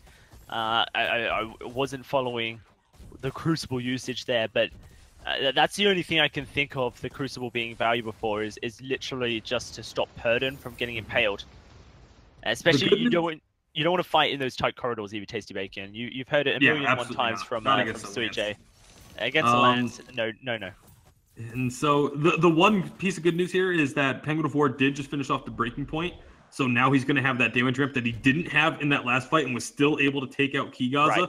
So they could potentially turn these fights around if Penguin of War goes untouched like he just did. Going to get stunned by the Gifting Wall, but now Kigaza joining the fight, jumping on over. And Penguin of War very low, but they're kiting back into this Crystal Sentry. Nice forward barrage onto Kigaza will prevent them from being able to find a kill here. And so Fountain's still available for Azure Streak. They could try and push in, but they're going to just back off, play it safe. I like that decision. They've been so aggressive all game long. I think this was the right time to take a step back. Yeah, certainly was.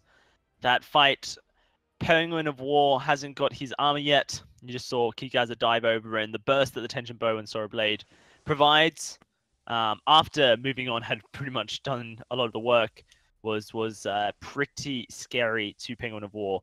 But on a clean slate, Penguin of War seemingly will kite the Black Feather and ramp up with a breaking point enough that he'll be able to out-damage him in a fight, because Black Feather can't really burst Vox down. That's an even harvest finish for Purdon. really nice for him. In fact, it's before Moving On finishes his Eve of Harvest. Moving On has, I guess, invested more into the defense tree and infusions. Another fight may break out around this turret here. Actually, Helldivers may have just hit a point where they're ready to fight. And they look like it. That's going to be a big blast tremor going out, but can they find the damage? They've got Azure Streak very low. Fountain's going to come out, but it's not going to save him. And now there's not really much damage dealt to the members of Hellflames. Kigaza and Moving On both have to run away here. Rose Offensive can get used to get out of trouble. And now, actually, they might try and turn this around. They see that Penguin of War is up in the lane. It's a 2-on-2. Penguin has rotated down. Kigaza in all sorts of trouble.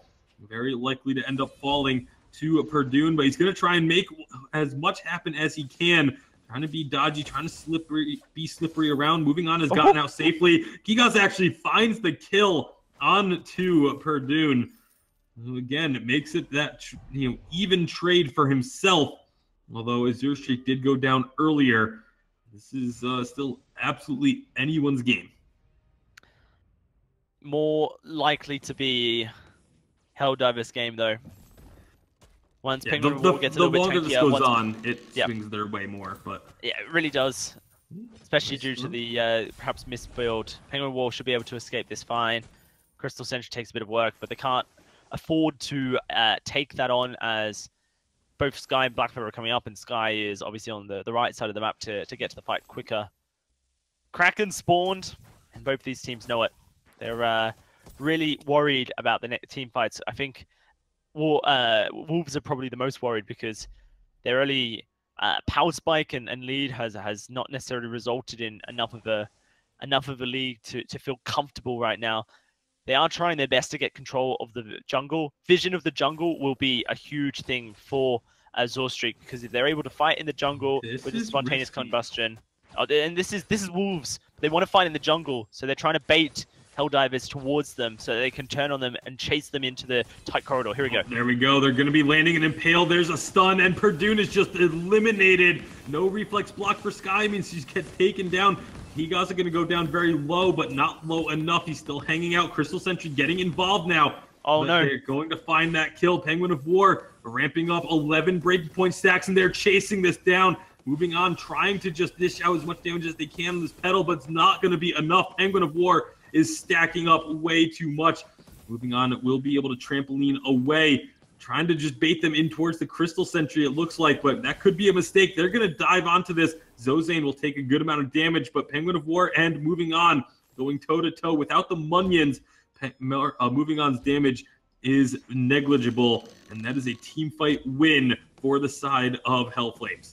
Yeah, no, this is the problem that Kigaza is facing, that he is not able to ramp up alongside the Vox, and so his damage output's dropping. He doesn't have enough armor against the Vox either, which means he's taking far too much hurt, and his burst is just not effective. Fantastic into Sky, but he doesn't need the tension bow to do that. His A already does so much damage anyway. And really, I feel like maybe Kigaza just needs to sell that tension bow now, get himself a breaking point before this game gets too out of control. It may not look like it just yet, but Helldivers are about to take over in a huge way.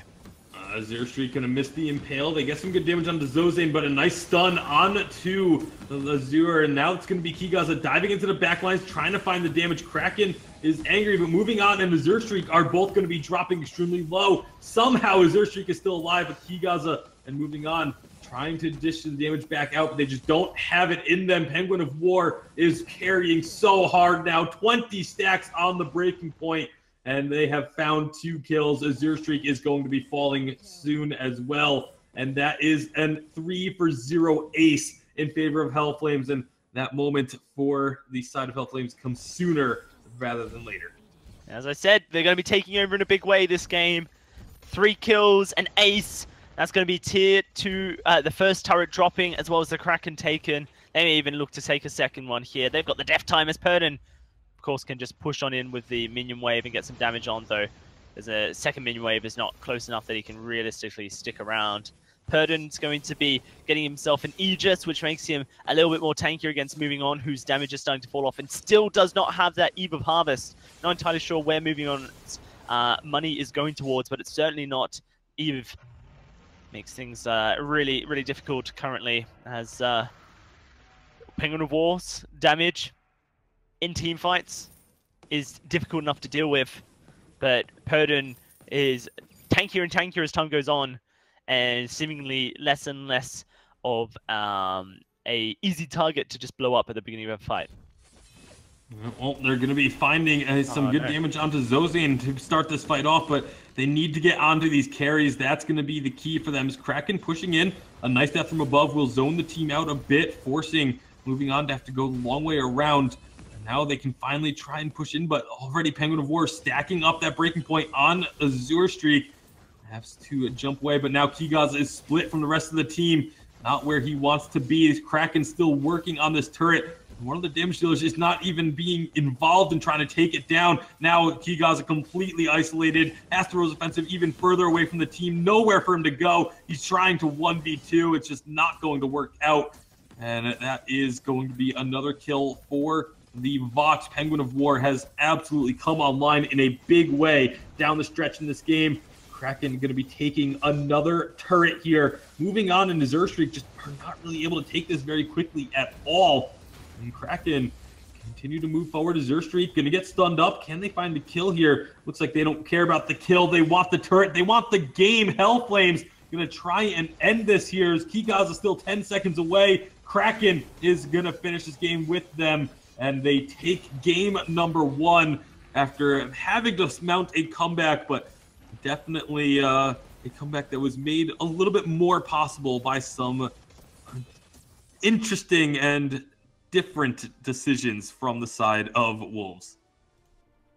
Yeah, no, I think that's possibly maybe all it was, is that Black Feather didn't operate like a Black Feather can and usually does.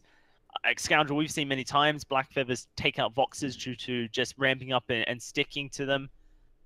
Poison Shiv, Sorrow Blade, and Breaking Point, usually the build that finds that. And I feel like Tenjinbo might work for Kigaza in the early game and great for that, but in the late game it just doesn't really have a place. I think what he was looking to do is the fact that he felt his win condition was burst and they weren't going to win a sustained team fight against a team that would kite them so easily. I think that was the only thing that could spring to my mind as to why you would avoid a breaking point instead. But it's something he's done every game he's played. Yeah, I know as well. So I mean, the other way that you look at it is just Tension Bow's a good item, and the more weapon power you get, the Tension Bow becomes better. I'm not saying it's the best thing to do. I'm just, it's always good to think about reasons as to why a player would potentially build something.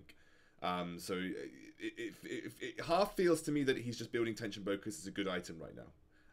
And your A guarantees you the ability to land a big hit Tension Bow proc. The other thing is, I guess he was looking for burst, but Tension Bow. I mean, I guess what would be good is to go back and look at those fights and find out whether he was going to be in them long enough to build Breaking Point stacks, whether that was even something that he could achieve. I do agree that I think Breaking Point might have been better here. Not even might, probably just would have been better here. But I think one of the other major issues is the Petal. I think like we can talk about Kigaza there all we like, but at least he had 3 damage items. At least he had 3 damage items on board. Petal had not finished more than 2. And I don't even like Eve of Harvest on Petal. I really don't even like Eve of Harvest on Petal. I much prefer Shatterglass. I like Shatterglass, Frostburn, Broken Myth. Because actually, you already have sustain in your kit with your Simultaneous Combustion. I genuinely don't even think that Eve of Harvest is as good. Because you don't even use that much energy as Petal, to be honest. Not a huge amount anyway. But anyway, I think we've all talked about that game enough. Let's get on to the next one if we can. I'm going to check the teams already. This is obviously a crucial matchup. The stakes are pretty high here, Tasty Bacon. Winner makes it into the playoffs. And of course, this split, winner of the VGL Challenger Series gets flown out to North America for the Summer Unified Western Live Championships to go up against the winner of the VIS Challenger Series. Yeah, the Challenger Cup, an exciting new addition. This time around to replace the end of season challenge battles. So there's only that one chance to get into the Vainglory 8 this season has come and gone.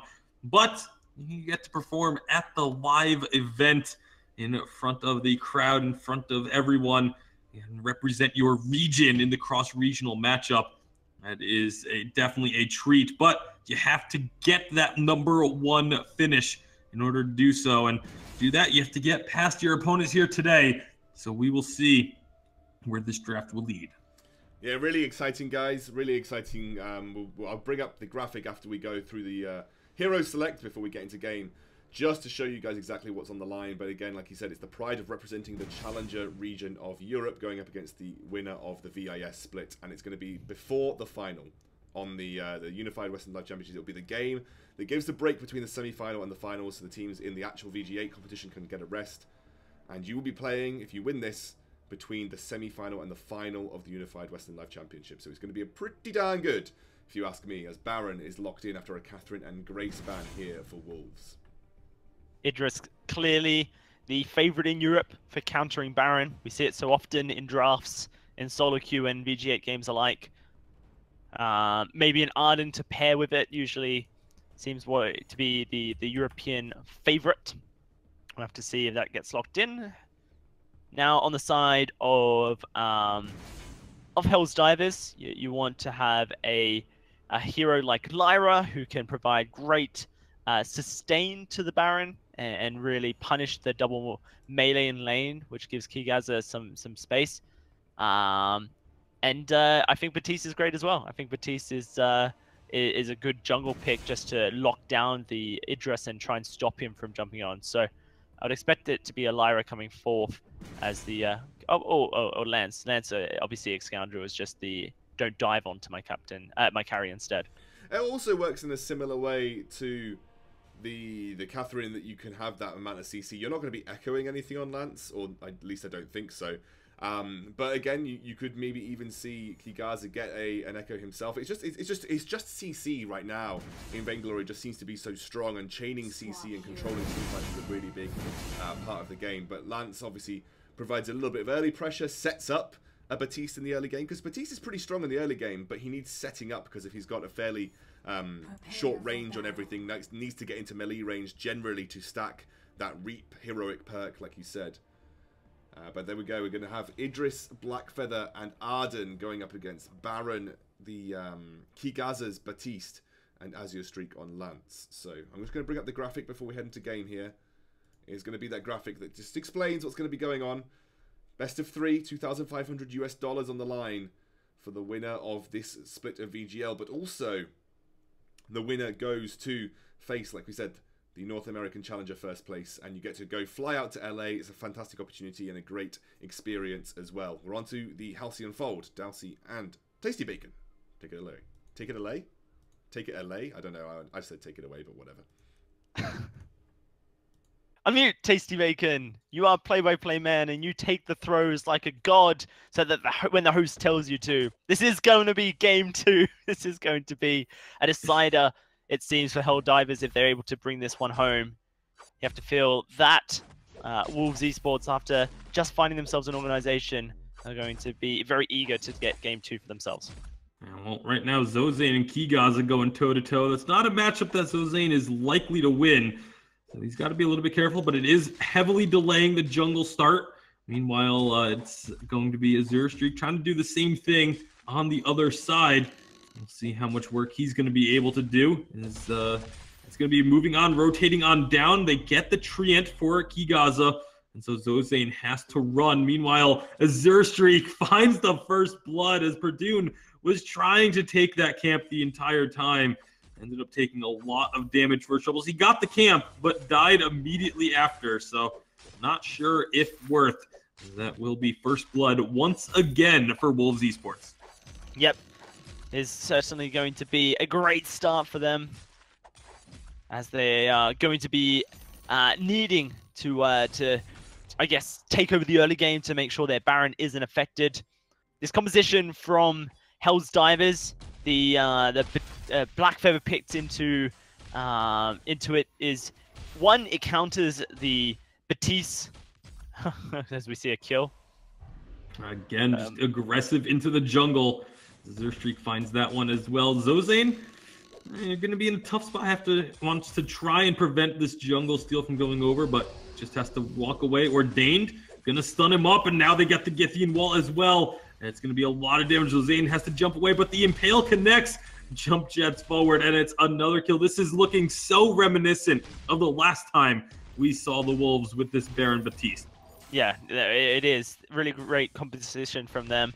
Obviously, it was with Catherine last time. They're going on to moving on, trying to find a kill, but he'll be able to jump jets away. Blackfeather definitely can counter Baptiste just early game if he's able to find the damage and time is on point. But as soon as he hits level 6, he can escape the Ordains, the Fearsome Shades, and really just negate the damage that Baptiste has to offer. Not only that, his A provides a Rose Trail for his teammates to speed along, which can actually help Idris and Arden in following up onto the Baron. So jump onto the Baron with your A, force the jump jets whilst Idris chases on with the Shimmer Strike. The Gauntlet comes down and everyone can just speed on top of Baron and try and take him out. That's the idea at least.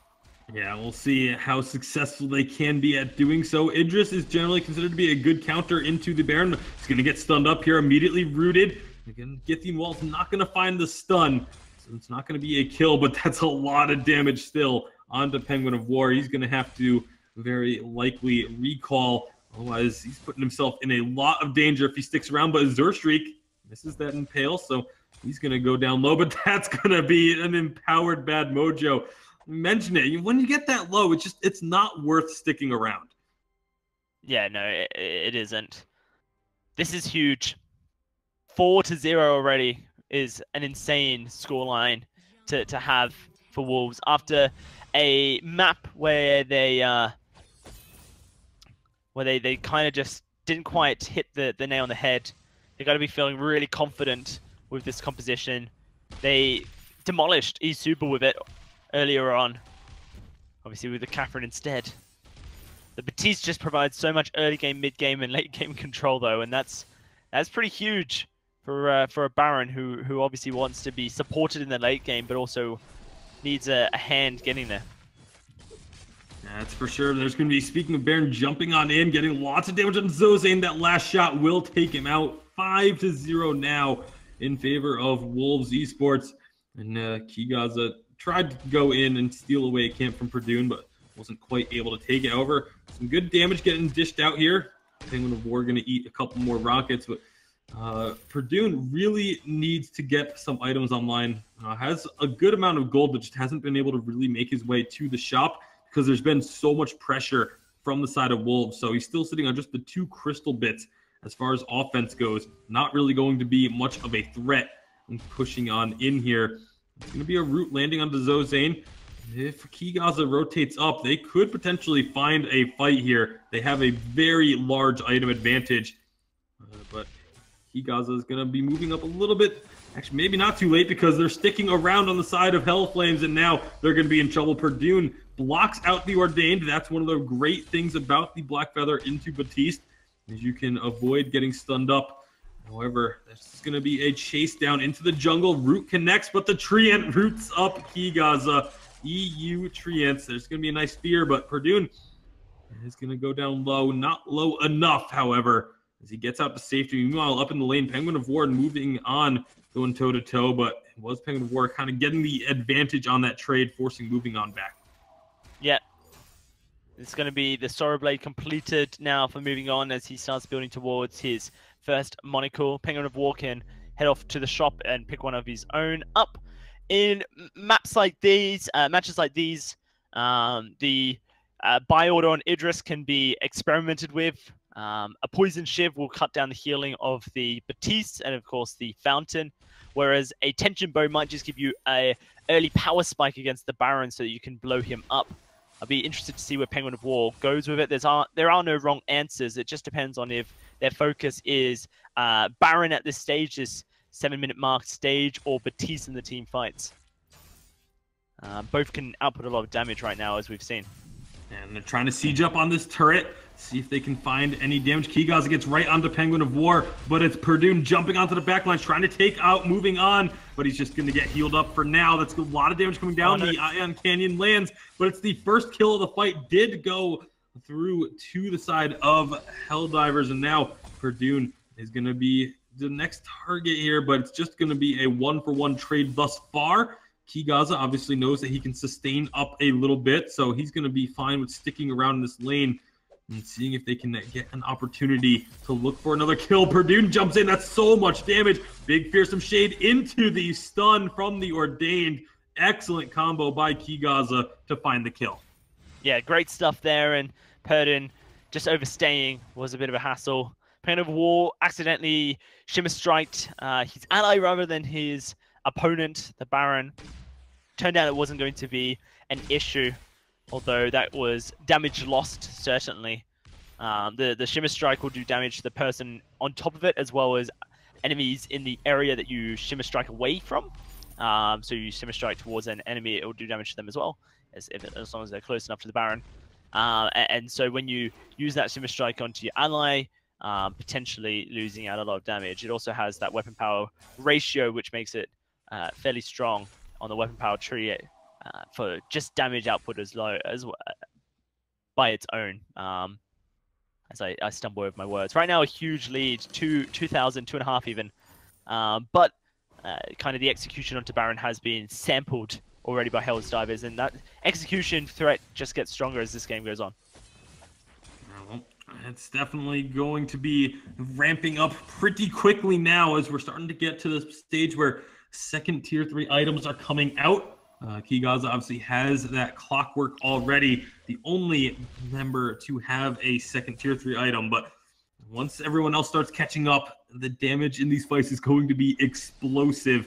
It's going to be Ordained onto Perdue, trying to get the damage out. Meanwhile, moving on, looking for Penguin of War, the split focus, but Perdue just gets bursted there, somehow hanging on to his life for now.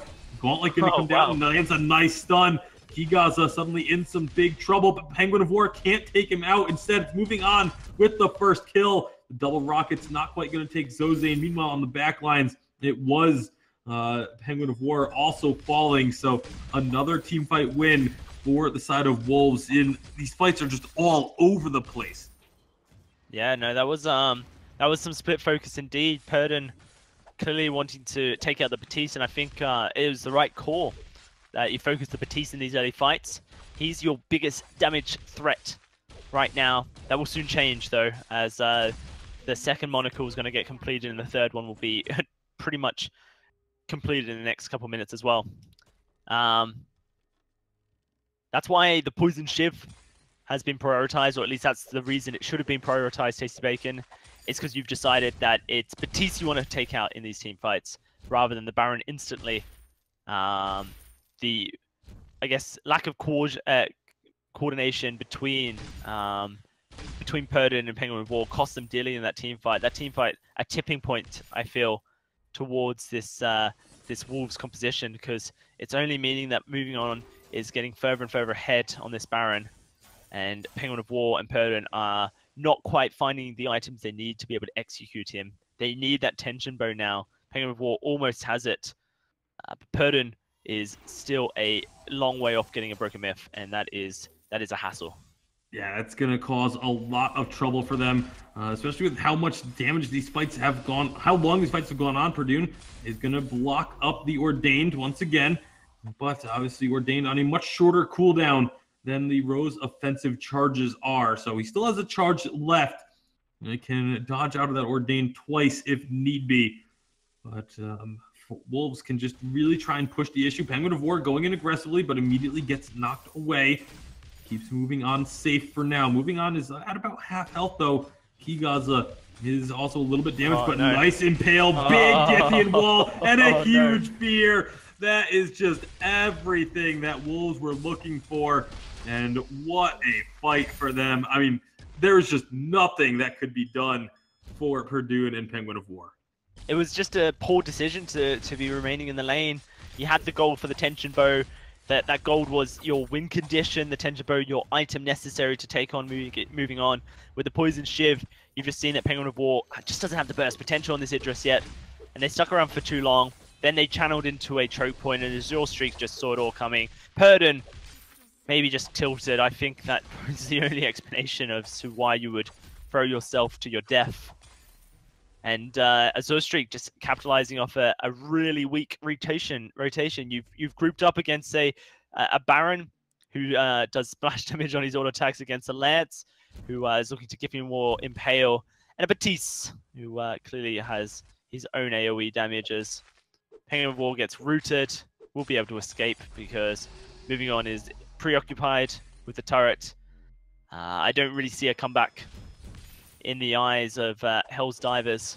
It would require some immense scaling opportunities, and with everyone just dying one by one, it's almost like they're not going to even get a chance to scale. And definitely not looking good for Helldivers at this stage, but they are up 1-0, so it's not going to be the end of the world if they drop this game, which is looking more and more likely, as now, even without minions here, they are just shoving in this turret. Choke point turret down. Crystal Sentry respawn. This could be a chance for Helldivers to look for a fight, but it would be a very risky one. Even still, Crystal Sentry already taken out. Now Penguin of War is going to be the target. He's just going to be blown, or Perdue at least is blown up. Penguin of War actually survives with the ultimate. How long can they last? They actually find 2 kills now. All of a sudden, turning this around, the Gauntlet will stun up Azure Streak. Can they get this ace?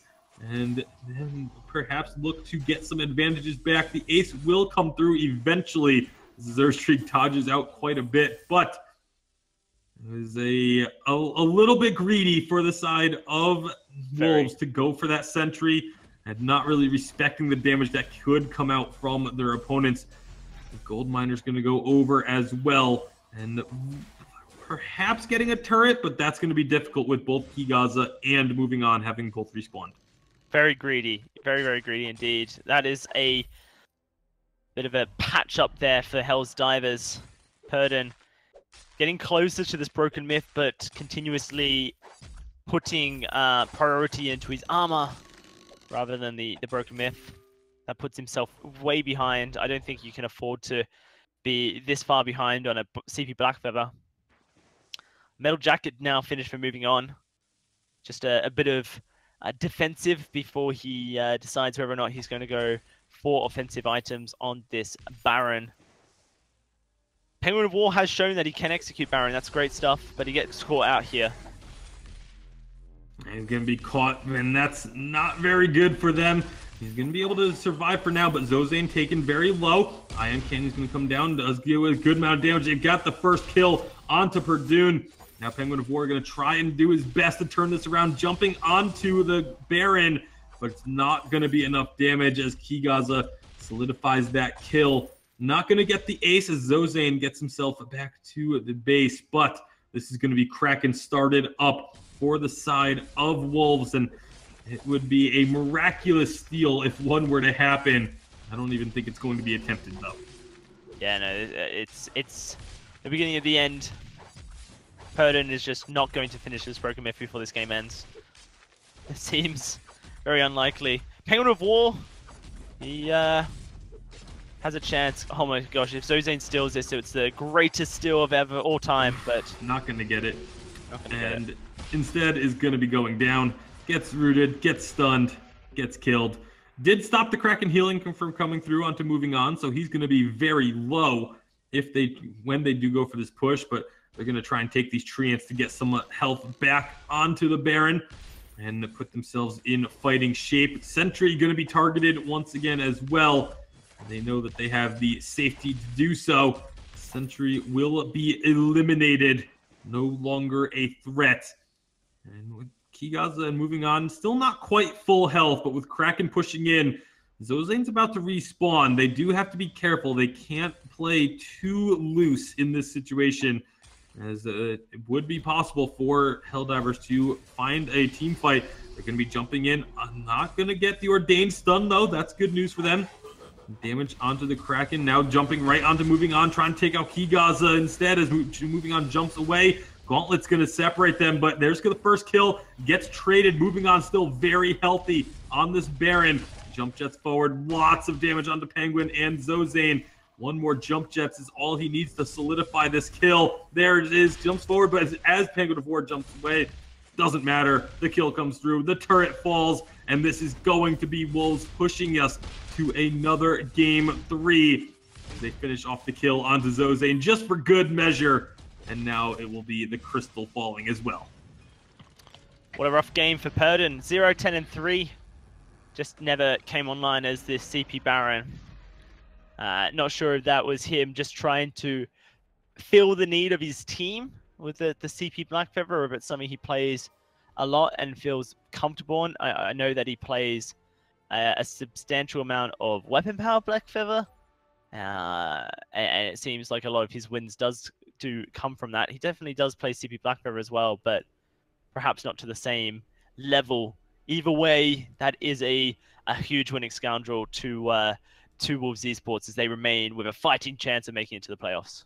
Absolutely, this is a pretty major win for them. They needed that to come back into it after that first game. They did look dominant from the early game in their previous game too, so something that we should mention about Wolves is they've always had the good early game here. This time they had a good scaling composition that was able to close things out. So once actually Tasty Bacon is back in the lobby, we should be able to get underway with our third game of this series. I'm just going to check the teams are ready. And when they are, we'll jump straight into the draft so we can get on with it as soon as we can. I think both these teams are pretty keen to get underway, as from what I can see from them. And they are both ready to jump into draft. So let's get underway with our next game already, ladies and gentlemen. We are going to jump straight into the draft phase here. Just waiting for the casual delay that we always seem to have whenever I click draft. There's like a 5-second delay between draft actually starting when I click draft. So Helldivers now back on A side. They get that first pick potential, but Wolves do have the opportunity to counter pick, as is the benefit of the B side. And we will slowly move towards the conclusion of our series here and the conclusion of the day here at VGL. I'm not sure what to think of the third game, because I actually feel like game one, Wolves Esports had a better composition and then built wrong, and that was like the reason that Helldivers were so effectively able to get back into the game. Very likely that Kigaza plays Black Feather. He's done it almost every time on B side here, and it kind of allows for the counter, I guess, of Batiste as well. But you've already got a Catherine locked in. I think you're probably worried about Batiste. Maybe you even prioritize it. No, it's going to be Sky picked up as the first pick. Then they can take Grumpjaw and it's being hovered. Sky, theoretically, the strongest counter, I think, to Grumpjaw, but Catherine also can stop him up. I don't see why you'd pick Grumpjaw here. I also don't see why you pick Sky. You just kind of... I feel like you're hiding your laner unless Kigaza is or moving on, planning on taking to the lane. The draft kind of has just been opened up for Helldivers to counter. That seems to be the case here. Dalsy, Sky, an early pick. There it is. Picking a Sky early pick is something that always feels kind of odd to me. Like, especially when it's something that's so clearly jungle based. For me, it feels as if it's like a hark to something along the lines of, you know, you're going to switch it into the lane and go weapon power Sky, which is, some people consider the counter to Vox, but it doesn't look like it's going to be the case. It looks like it's just going to be straight up Idris, which I don't understand why you just couldn't have picked that initially. Or, I guess Duel, but again, that's not something that I don't feel that you can't pick initially. It just strikes me as very odd that you pick Sky that early on, but maybe you want to prioritize it and not give it away on the A side second draft. So that's something that also you've got to consider. You don't want to give Purdue his Sky, the Sky that he played so well with in the first game. There is another way to consider it, I suppose, that way round. Again, there's always thought processes to consider when teams go through the draft, I guess. Sky can be good into Batiste as well, so, but this is Batiste and Catherine, so. Yeah, I mean, you need Frostburn. You need to keep your range. You need to never get. You need to always be keeping yourself out of ordained range at the very least. And I think it's a reflex block absolutely required for Sky this game. Not often you would see Skies go reflex block really early, but I definitely feel that this game is going to have to be the case. Right, let's jump onto the Halcyon Fold for our final game of the day. All right, thank you very much, Scoundrel. The final game of the day, regardless of who wins or loses, it will be the final game of the group stage for these two teams. One will be moving on to the playoffs.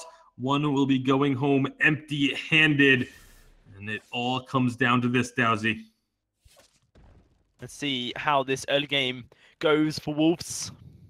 Or I guess for Helldivers as well. early game for Wolves have been particularly strong and have led to some fantastic leads, just snowboard, particularly. Jewel here. We saw Jewel really struggle against Wolves. It was the Baron, Batiste, and I believe Catherine, and or you at least have 2 of the 3 there. Moving on, and Azure Streak wanting to try and find an Impale in this very tight corridor. It's going to be Serious Strike. Not really finding any damage. Can't really follow up now too much due to the fact that everyone's under the turret. But at least they showed the opposition that they were boss. And not going to be a first blood like we've been seeing from the side of Wolves, but still able to put out a little bit of aggression. I'm going to be very curious to see where this Jewel goes as far as the itemization. You know, sometimes Jewels go for just nothing but crit. Sometimes they go for a breaking point. There's a lot of different options and a lot of different theories behind the Jewel. Obviously, Kigaza is one of those analytical type players.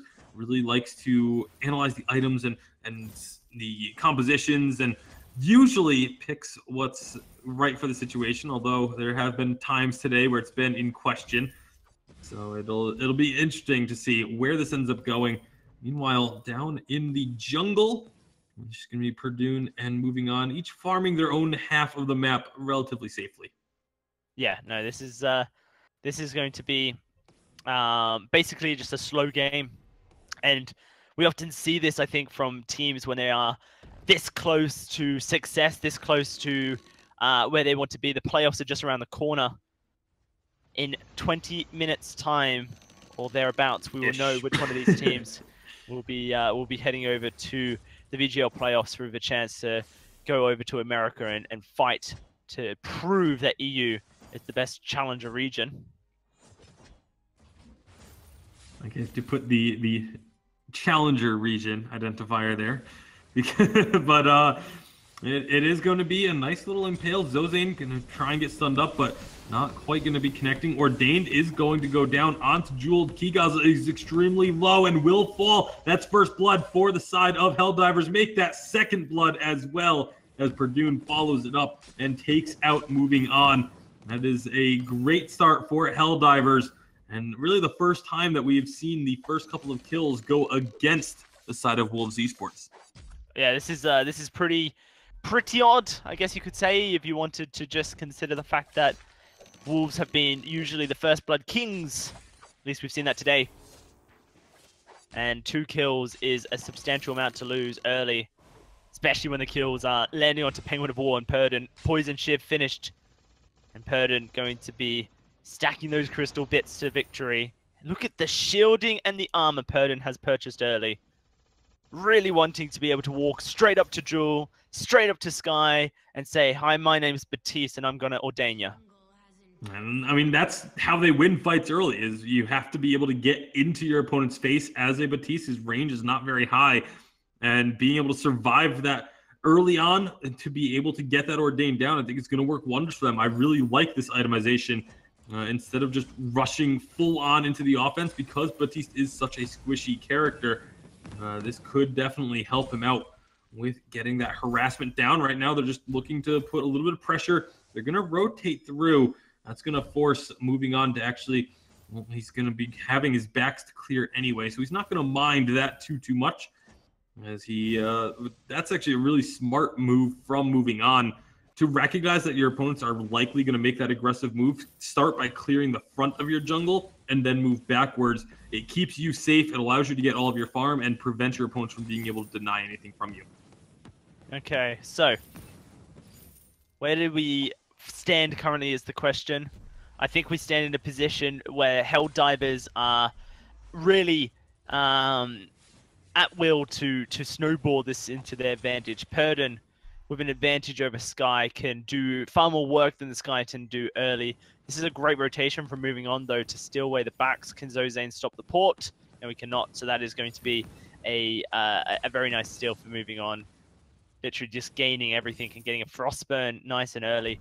Actually, that's really early, because with the back stolen and Perdon still in the lane, there's just no way he's going to be getting a Shatter Glass anytime soon. Moving on has just completely changed this dynamic I was talking about, and if Wolves can find a team fight with this, I guess this death from above connecting and destroying someone, Kigaza will have the opportunity to jump on in, and they might just be able to walk away. Well, let's see if they can take advantage of that power spike. That first item is so important for a Sky in particular. Outputs a lot of damage, has that little bit of slow to keep a target in place. Kigaza is trying to step up. They're trying to get aggressive positioning in the lane, but Kigaza is just paying for it. Penguin of War has no problem with harassing him right back. And that's going to force the recall out. Kigaza is going to be able to pick up the Sorrow Blade, so we'll have that flat damage for now. And moving on at the same time is going to be just wanted to try and make an aggressive move towards the enemy jungle, but with the rotation from the lane due to forcing the recall by Kigaza, Penguin of War was able to rotate down with Zozane, and they could prevent any advancement into their jungle. However, now Zozane eat a lot of damage, does block up the Impale. It's an interesting death from above. Kigaza very low, though, once again. Penguin of War able to find this damage consistently onto Jewel. And that's going to force now Wolves to have to back off a bit. Well, again, a nice forward barrage, lots of damage landing. Penguin of War this time taking the brunt of it. It's just going to be a lot of this poking and harassing back and forth. Both teams trying to find that one advantageous opportunity to go all in onto a fight. Neither team's going to get it. Ordained is going to go down. Nice Githyan wall will keep them at bay. Moving on from over the wall, can look for that forward barrage once again. Didn't get the lock-on bonus with it this time around. And so now all of a sudden, it's members of Helldivers that have the advantage as far as health is concerned. Yeah, and Kigaza's Jewel hasn't really impressed too much, I feel, just yet. That can all change. He's going to be needing some crit or a breaking point, I think would be the next item. Great rotation here to try and take away this gold miner. Zhou's going to look to steal, but he won't be able to get the timing. Once more moving on, heading into the jungle, and he's just stealing away as many camps as possible. Once more, he's going to be rewarded by stealing them away. He's actually increasing a huge gold and XP gap. Purdon, last game, had a very whiffy performance on this Black Feather. In this game, he's kind of fallen into Battle Royale here, if anything. He thinks that he's a laner, and he's forgetting that he has a jungle, and moving on is just punishing. A 24 CS lead, practically a level and a bit over his opponent. Hit level 9, meaning he gets his second point into his ultimate, although he's not even going for it. He's looking to try and max his A next, it seems, and the death from above just won't be finding it. Purdon has his Shadowglass for sure, but he needs to get that clockwork online. It's 9 minutes and he doesn't have it yet. It's almost unforgivable. And moving on is going to be finishing his broken myth, it seems, before the clockwork, which is just such a cheap item. If that happens, then there's so much comeback potential for Wolves. There really is, and you have to give so much praise to moving on for the heads-up awareness to make those moves. But at the same time, you also have to question, how have these moves not been spotted and dealt with by the side of Helldivers? I mean, they have a couple of scout traps down to see when it's happening. They just haven't reacted to it whatsoever. There's been so much focus on the lane on trying to shut down Kigaza, and he's still farming up fairly well. Is a bit behind Penguin of War, but once these items start coming out, once the crit is there, these Thunder Strikes are going to do so much damage. This is moving on, getting a lot of work done with the forward barrage. The big red button is used. Kigaza is going to block the Ordained there. He did get feared, but the Ordained stun does not come through. And that's the smartest way to deal with it. If you are going to get Ordained and Fearsome Shade comes out, let the fear hit you and block the stun. That's the most crucial part to make sure you do not get stunned up. He actually just walked into the fear after the reflex block. Yeah. He could have just turned around, and on Jewel, that's what you want to do. And he would have been A-okay, not feared or stunned. A little bit odd that he kind of just walked straight back into the fear, and since his back is turned to the fear, he takes more damage. Yeah. I think it was more just the team didn't want to engage, and if he had walked forward, it would have been asking for an engagement to happen. So I think actually just moving away from it was the better choice in that situation. But there's going to be a nice impale coming through Githyanwall just to knock Penguin of War away. And it really just looks like the side of Wolves want to just continue farming up. They don't want to fight until Kigaza has a third offensive item completed, as the Tornado Trigger is in the inventory. It's going to be a lot of damage onto Zozane, though. Again, Forward Barrage is doing so much work with the Broken Myth completed on moving on. They're able to find some big damage. They're going to be looking for a kill here. Zozane is so low, but they're not quite going to finish it off. Meanwhile, Penguin of War is still very healthy and dishing out a lot of damage. That's going to force Wolves back as Perdoon is rotating up. And this could be the turret going down, because moving on is really not in a position to try and defend this. But they do just enough to clear out those minions. We're sitting at a point where nothing has really been won or lost yet. Moving on, almost dead, and he should go down. Merciless Pursuit comes through, and the turret will fall as well. So as I say that, Hell's Divers execute a huge gold swing for themselves, up to just over 2,000 and more control 1. Even though Broken Myth for moving on has been completed at a time where Purdon was pretty far behind on his item progression, Kigaza's Jewel just hasn't been able to blow anything up. He hasn't got himself a breaking point, which is typically the more successful build we see from Jewel. Best Chuck and A pioneering that one in the VG8 competitive scene. He's just going full crit, which of course might be able to blow up a target, but we've already seen that Vox is great at kiting, and with this very cheap build that he has that is so good on him, can just get into his defensive tree so quickly. Yeah, already has the tier 2 armor to help diminish some of the damage coming out from Kigaza. And obviously also has the Aegis completed, which is going to work wonders against moving on. So it's going to be a tough spot now that Wolves are in. And there's the Tyrant's Monocle completed now for Kigaza. This is where they can maybe look for a fight. Just going to have so much flat burst damage if they can find a target out. And the Thunderstrike connects on the Penguin of War. Doesn't actually do a whole lot. That one managed to be on that small chance to not crit. It's only about I believe it's a something like a 70% crit chance that he's sitting on at the moment. Might even be a little bit higher. I can actually get that number because I have the ability to do so, but it is going to be yeah, it's a 70% crit chance, 35 and 35%. So Kigaza getting taken down pretty low. Moving on, going to try and defend this turret, but gets stunned up by the Ordained. That's inviting a lot of damage. Moving on very low once again. And now Kigaza coming back. Does have an infusion in the inventory. Don't know if it's going to get used. He gets stunned up. Not going to have a chance as he just gets blown up. The Fountain comes out to narrowly save his life, but this is looking better and better for the side of Helldivers as they take the tier 2 turret. Yeah, no, this is Helldivers just running away with this game. Slowly but surely, like water on a rock, chipping away. And unfortunately, Wolves just have not been able to find their win conditions. The dive from Kigaza hasn't been instrumental. That's going to be a fearsome shade, knocking everyone back. Echo is now being picked up by Zozane for the double blast tremors. The silence can just really destroy moving on, especially who wants to be outputting his abilities to keep himself alive. War Treads picked up by Azure Streak. This might be a item that can allow, I guess, for the Jewel to get into the team fights and try and blow someone up, but we just haven't seen it yet. The Baptiste, the Catherine, so hard to deal with, and how are you meant to get onto the Vox when you're just stunned up like this? Yeah, well, that's going to be the completely stunning up the Sky, so she has nowhere to go. Kigaza has to jump away. Azure Streak going to get stunned, but they're already backing off, looking like they want to take the jungle.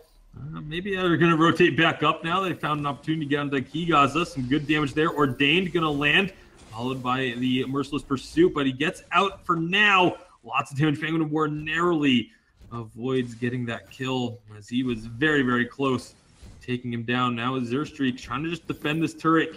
Kigaza is back to clear out these minions. Looking for any opportunity to get themselves back into this game, but with how much crowd control there is on the side of Helldivers, it's going to be so difficult. Yeah, I think that's it. Batiste, Catherine, I think is currently being heralded as the most obnoxious composition to play into. I like to call it the anti-fun composition because Anti-fun, you just yeah. there's nothing for you to do. There's so much to reflex block that you cannot physically block all of it, and the entire composition is just built around you not being able to use abilities or items, and it's just you just don't have fun when you play against this composition when it's working. Yeah, and Jewel, such an awkward pick, I think, into it as well. This is I feel like this draft is just not reminiscent of what Wolves have been doing this entire day, especially just because Catherine was first picked. They picked Batiste so many times in the past. They put priority onto Batiste. They know that Catherine Batiste is really hard to play against, and yet they let it go over. And not only that, they picked up a Sky first, which just I don't know, it didn't make sense. Perhaps they should have taken the Vox. And even to add on to it, now they're just getting out-rotated really hard. I'll have to hold this thought because a fight is going to be breaking out here. It's a nice death from above, though. Lands a big stun on the Penguin of War. They can get this damage down onto him. They might be able to turn it. Big red button. Not really what you want to be doing as a weapon Jewel in the middle of a fight. Now this is a chance for Helldivers to turn it around. The Rocket Leap is not going to find a stun. Penguin of War gets himself out of harm's way. That's a kill onto Kigaza. And now moving on, and Azure Street going to try and just do what they can to prevent Helldivers. But Helldivers can just turn around and push this turret once again, or push into the base, excuse me. And Azure Street and moving on are going to be the ones that have to recall at some point. As now, with the recalls coming through, Helldivers, they're going to go ahead and move on to Kraken. It's just, I want to go back to the Jewel pick real quick for Dowsy, because in this composition, it's all about preventing you from being able to use abilities. It's all about applying silences and the fears and things of that nature. And with this Jewel pick, and especially the Jewel build, as Kraken gets unleashed, they're going to find a kill on to Azure Streak almost certainly. As moving on, will now have to run away. This Jewel build is all about the Thunderstrike. And if you can't cast abilities, this Jewel does almost nothing. Yeah, no, I think that we've highlighted it to a point where there's nothing really more to say. Unfortunately, Wolves have found themselves up against the wall with almost no real way to get out of here. This is going to be their last fight, it seems. It's going to be a fight that will potentially just knock them out of the VGL and give Helldivers entry into the playoffs. Zostain will go forward. Blast Tremors taking a lot of damage. Fountains used quite early on here, Tasty. This could be an opportunity for Wolves to find a fight that they can win. Big damage there onto Zostain. Zosain's going to fall without using that second Blast Tremor. Now they can just take this Kraken, as the rest of Helldivers are going to be retreating away. So Kraken will get one of those crystal turrets, but that is all she will get. That was a lot of damage dealt up front by Wolves, as they're able to prevent the game from ending here, but it is still an uphill climb that they are facing. Yeah, this is just a band-aid on a gaping wound. Not really going to be the most effective tool to patch up. Zostain just a little bit too aggressive. Now things are perhaps, I guess there's an opportunity to catch someone out. It really just depends on how Helldivers play it. Realistically, Helldivers shouldn't be giving away anything at this point. Just recognize that they didn't get the win now and that they're going to have to play a little bit longer. Purdon taking a bit of damage. Moving on. Can be the facilitator, but here we go. Fight breaking out. And that's going to be Kigaza taking a lot of damage, dishing out a fair bit thanks to those crits, 90% crit chance, but the fear comes through, does get blocked up. Zostain is the first to fall, but Azure Streak falls right after. Now Kigaza is down. It's just going to be up to moving on. He cannot do it. It's 2 members left alive. But it's the 2 damage dealers with no minions, 30 seconds. They should have plenty to get through this turret. You can see those bad mojos doing so much work, but Verdun has to back away for a bit. And with the Ace Buff minions right on their heels, though, it doesn't matter as they're going to take the turret and will take the game. Helldivers are going to be moving on to the playoffs. And unfortunately for Wolves, it is deja vu as they make it to the final round of the group stage, but aren't quite able to seal the deal and get to the playoffs. But more so, congratulations to Helldivers for making it through, as they put up a great fight here against Wolves to take this series. Really did. And they certainly deserve that spot into the playoffs here. Just finding themselves in possession of a very strong composition, and they used it to perfection. Almost the perfect game for them. Did lose a couple of deaths towards the end, but they'll be very happy with that performance and very happy with their spot in the playoffs as well, Scoundrel. Yes, they will. Dalsey and Tasty Bacon, what a way to end our series for tonight. Helldivers take that 2-1 win over Wolves Esports, who, you know, they're a fantastic team, got a great mind behind them, but didn't quite find all of the right boxes ticked in either draft or execution in the last few games. I think realistically, a lot of it comes down to, I believe, Tasty Bacon might be able to correct me, but if every time that Catherine Batiste has been picked in professional Vainglory, I believe it's got a 100% win rate. I don't know the exact numbers on the duo, but I believe you are correct. I'm pretty sure. No, it doesn't, because Gangstars. I know Gangstars lost with it in that game that they 100% should have won. Yes, I remember they threw really hard. They threw like 3 times. Yeah. Technically, but this composition is just very strong right now. It's incredible. You know, for the most part, it should be winning every single time because there's almost no way to play into it. Like Gabe Vizzle tweeted, you need 99 Crucibles, you know, to be able to actually combat this composition, because you just need to block everything, and everything is so impactful. And if you don't block it, like, for instance, when Vox gets included, you need to block the Vox silence so you don't get changed into the Catherine silence. So you then need to block the Catherine silence so you don't get changed into another Catherine silence. But then you need to block that Catherine silence so you can block the Fearsome Shade. It's like a chain of things that you need Crucibles for, but you only have 1 Crucible. And then 2 Crucibles is not enough. And then 3 Crucibles is not enough. So there's not even enough Crucibles that you can buy to actually protect you from the devastation that is this composition. Look, anyway, guys, it's been a fantastic day of esports here at the Vainglory League Summer Split. We are into our 2nd week. It is a 3-week affair this time round. We're wrapping up pretty quickly, and Tasty Bacon has just said, ooh. I just went and looked at the Group 2 bracket at the elimination round. The final round of the elimination bracket in Group 2 is awfully interesting. Both Reliable Union and Audacity Gaming, the 2 and 3 seeds, have been defeated. Oh, that is spicy.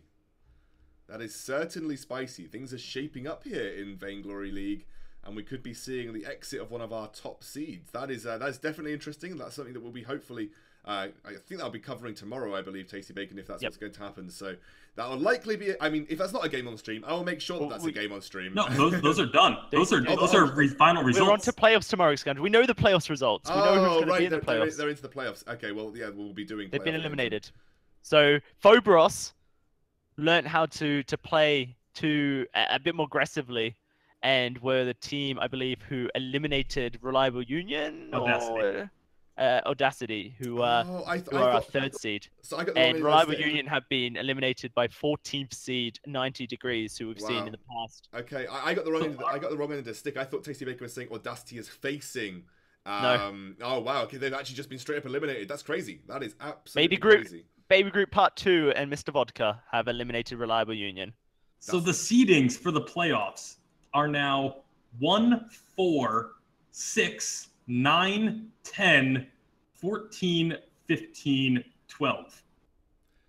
Wow, okay, well, we've got a bit of a spread here. I'm assuming the likes of XL Esports have made it into the playoff bracket, so they're already through. That's, you know, obviously... XL and Queso are the only top 5 teams to make seeded teams to make it into the playoffs. That's going to be crazy, because that'll obviously give Team Queso and XL a lot of hope, but then with all of these giant killer lower seeds knocking off our top seeds, who knows what could happen. Tune in tomorrow at 6 p.m. CEST, and we will get underway with the playoff bracket, and we'll start to make sense of who could be making it to those unified Western Live Championships, and who will be representing the pride of the Challenger Series European scene. We'll be back tomorrow. See you soon.